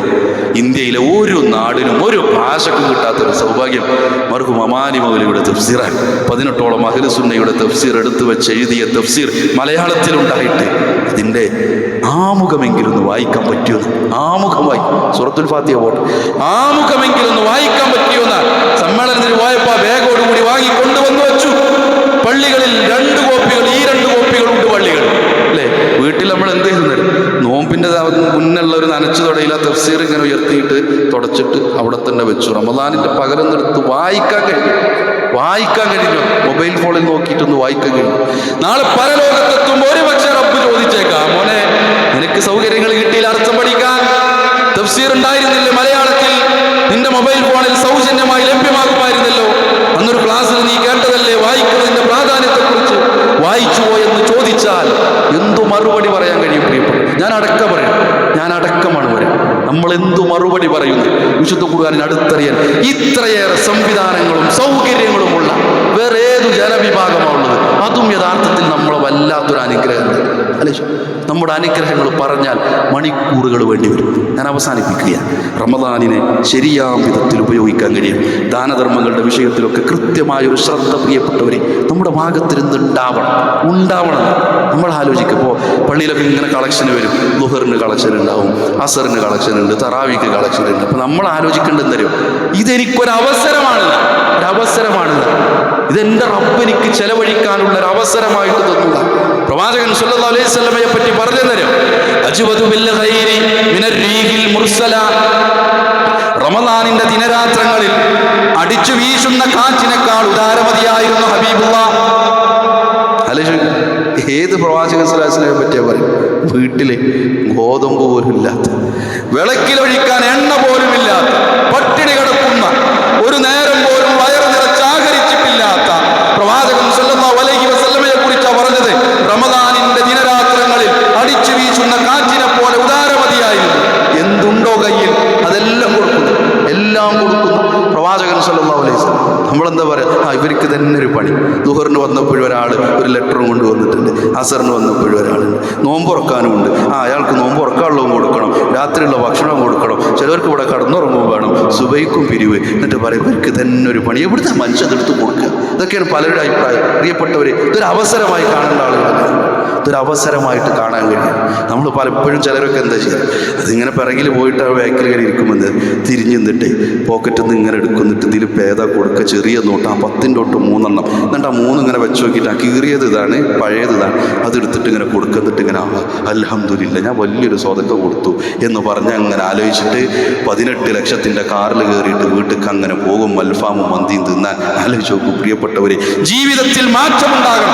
നമ്മൾ എന്ത് കൊടുത്താലും പടച്ച റബ്ബ് നാളെ അത് ഇരട്ടിയാക്കി തരുന്ന. നമ്മൾ ഇന്നാണ് മരിച്ചാൽ നമ്മൾ ഈ ദുനിയാവിൽ ഓടിക്കൊണ്ടിരിക്കുക, പൈസ ഉണ്ടാക്കാനേ, ഭൂമി വാങ്ങിക്കൂട്ടാനേ. നമ്മളിങ്ങനെ ദുനിയാവിൽ പോകുമ്പോഴേ ബാങ്ക് ബാലൻസ് എത്ര ചോദിച്ചാൽ അറിയില്ല, എത്ര ഉണ്ടെന്ന് ചോദിച്ചാൽ അറിയില്ല, അതിന് മാത്രമുണ്ട്. വാപ്പ മരിച്ചിട്ടുണ്ട്, ഇന്ന കാരണവരും മരിച്ചിട്ടുണ്ട്, മൂപ്പരെ ബാങ്ക് ബാലൻസിൻ്റെ ഒരു മിനി സ്റ്റേറ്റ്മെൻ്റ് എടുത്തിട്ട് കഫം പുടവൻ്റെ ഇടയിൽ വെക്കാം. ഇല്ല, അങ്ങനൊരു സംവിധാനം ഇല്ലല്ലോ. വാപ്പാക്ക് കൂടല്ലൂർ അവിടെ എത്ര, ഇവിടെ എത്ര, അവിടെ തോട്ടം, ആ ബസ് സ്റ്റാൻഡിലെ ബിൽഡിങ്, ആ ഓഡിറ്റോറിയം, ഇതൊക്കെ മൂപ്പര് തന്നെ. അതിൻ്റെ ഒക്കെ ഒരു ആധാരത്തിൻ്റെ കോപ്പി കഫം പുടവയിൽ വെച്ച് പോകാം. ഉമ്മാക്ക് ഇതാ ഇത്ര പവനുണ്ട്, ഉമ്മാൻ്റെ കാതിലുണ്ട്, ചുറ്റമ്മലുണ്ട്, ഊരിവെച്ചത് വേറുണ്ട്, കാത് പൊട്ടിയിട്ട് വെച്ചത് വേറുണ്ട്, അന്ന് വിളക്കി ചേർക്കാൻ പറ്റാതെ മാറ്റി വെച്ച വള വേറുണ്ട്, അന്ന് അതൊക്കെ ഒരു കീല് കെട്ടിയിട്ട് ഉമ്മാൻ്റെ ആ കഫം പിന്നെ ഖബറിക്കാണ് കൊണ്ടേക്കാൻ ഉണ്ടാവില്ല. ഇത് ഇവിടുന്നാണ് കൊടുത്തിട്ടുണ്ടെങ്കിൽ അതാണ് ഉണ്ടാവും, അത് പരലോകത്തുണ്ടാവും. നാളെ പരലോകത്തേക്ക് ഉപകരിക്കുന്ന സാധനങ്ങൾ 3 എന്ന് പറഞ്ഞു. അതിലൊന്ന് സ്വതക്കത്തും ജാരിയായ സ്വതക്ക. പള്ളിയിൽ ഇങ്ങനെ ഒരു മാറ്റമുണ്ട്, കുറച്ച് സംവിധാനം ഒരുക്കണം, മദ്രസയിൽ ഇങ്ങനെയൊക്കെ ഉണ്ട്, ഒരു സ്ഥാപനത്തിന് ഇങ്ങനെയൊക്കെ ഉണ്ട് എന്ന് പറഞ്ഞപ്പോൾ കൊടുക്കുക മനസ്സറിഞ്ഞിട്ട് അത് മരിച്ചാലും അക്കൗണ്ടിലേക്ക് വന്നുകൊണ്ടേയിരിക്കും. രണ്ടാമത്തെ കാര്യം വലതുൻ സ്വാലിഹുൻ യദ്ഉ ലഹു, മക്കളെ കൊണ്ട് മക്കൾ നമുക്ക് വേണ്ടി പ്രാർത്ഥിച്ചാൽ ഒരു വാപ്പാക്ക് സ്വർഗത്തിൽ പദവി ഇങ്ങനെ ഉയർത്തി കൊടുക്കുക അത്രേ. അപ്പോൾ മനുഷ്യനെ അള്ളാഹിനോട് ചോദിക്കുകയാണ്, അന്നാ ലിഹാദ, അള്ളാഹ് ഇതൊക്കെ എനിക്കുള്ളതാണോ? മനുഷ്യനോട് പറയപ്പെടും, നിന്റെ മക്കൾ നിനക്ക് വേണ്ടി പ്രാർത്ഥിച്ചത് കൊണ്ടാണ് നിന്റെ സ്വർഗത്തിലെ പദവികൾ ഉയർത്തി കിട്ടുന്നത്. നമ്മുടെ മക്കളെ ദീന് പഠിപ്പിക്കാൻ പ്രിയപ്പെട്ടവരെ ശ്രമം നമ്മുടെ ഭാഗത്തിൽ നിന്നുണ്ടാകും. മൂന്നാമത്തെ കാര്യം അതിൽ പറയുന്നത് ഉപകാരപ്രദമായ ഒരു അറിവ്, അത് മറ്റൊരാൾക്ക് പറഞ്ഞു കൊടുത്താൽ കിട്ടുന്നത്. നമ്മളൊരാൾ അറിവിലേക്ക് കൊണ്ടുവന്നെത്തിച്ച ക്ലാസ്സുണ്ട്, പള്ളിയിൽ 4 ദിവസം റമദാനിലെ ക്ലാസ് ഉണ്ട്, ഈ വാ എന്ന് പറഞ്ഞ് അങ്ങാടിയിൽ നിന്ന് ഒരാളെ നമ്മൾ കൊണ്ടുവന്നിരുത്തിയിട്ടുണ്ടെങ്കിൽ, അയൽവാസിയായ ഒരാളെ കൊണ്ടുവന്നിരുത്തിയിട്ടുണ്ടെങ്കിൽ, ഭാര്യയോട് കയറ് എന്ന് പറഞ്ഞ് അവളെ കൊണ്ടുവന്നിട്ടുണ്ടെങ്കിൽ, ഭർത്താവിനെ വിളിച്ചിട്ട് 1 മണിക്കൂറല്ലേ നിങ്ങൾ വരി എന്ന് പറഞ്ഞിട്ടുണ്ടെങ്കിൽ, കുട്ടികളെ കൂട്ടി വന്നിട്ട് അൽഹംദുലില്ലാ പല സദസ്സുകളും കുട്ടികളൊന്നും കാണാറില്ല, ഇവിടെയൊക്കെ അൽഹംദുലില്ലാ കുട്ടികളൊക്കെ ഉണ്ട്, വളരെ സന്തോഷം. അപ്പോൾ ഇങ്ങനെയുണ്ടാവണം. അപ്പോൾ നമ്മളതിന് കാരണക്കാരായാൽ, നമ്മൾ കൊണ്ടുവന്ന ആൾ വലിയ നോമ്പൊന്നും സ്വതക്കൊന്നും കൊടുക്കാത്ത ആളാണ്, ഒരു ക്ലാസ് കേട്ടപ്പോൾ അയാൾ പിന്നെ നമ്മളെക്കാളും വലിയ സ്വതക്ക് കൊടുക്കുന്ന ആൾ, തറാവിക്ക് ജമാഅത്തിനൊക്കെ സജീവമായി വരുന്ന ആളായാൽ അയാൾ നിസ്കരിക്കുന്ന ഒരു കൂലിയും കൂടി നമുക്ക് കിട്ടും കൂട്ടരെ, പരലോകത്തേക്ക് അത് കിട്ടും, നമ്മൾ കൊടുത്തത് കിട്ടും. മക്കളെ ദീനനുസരിച്ച് ചിട്ടപ്പെടുത്തിയാൽ അതും പരലോകത്ത് നമുക്ക് മുതൽക്കൂട്ടാകും. ഈ റമദാനിനെ ഉപയോഗപ്പെടുത്താൻ നമുക്ക് സാധിക്കേണ്ടതുണ്ട്. അല്ലാഹു സുബ്ഹാനഹു വ തആല വിശുദ്ധ റമദാനിനെ കൃത്യമായി ഉപയോഗപ്പെടുത്തി റയ്യാൻ എന്ന സ്വർഗ കവാടത്തിലൂടെ സ്വർഗപ്രവേശനം സാധ്യമാകുന്ന മുത്തഖികളുടെ കൂട്ടത്തിൽ നമ്മെ ഏവരെയും ഉൾപ്പെടുത്തി അനുഗ്രഹിക്കും.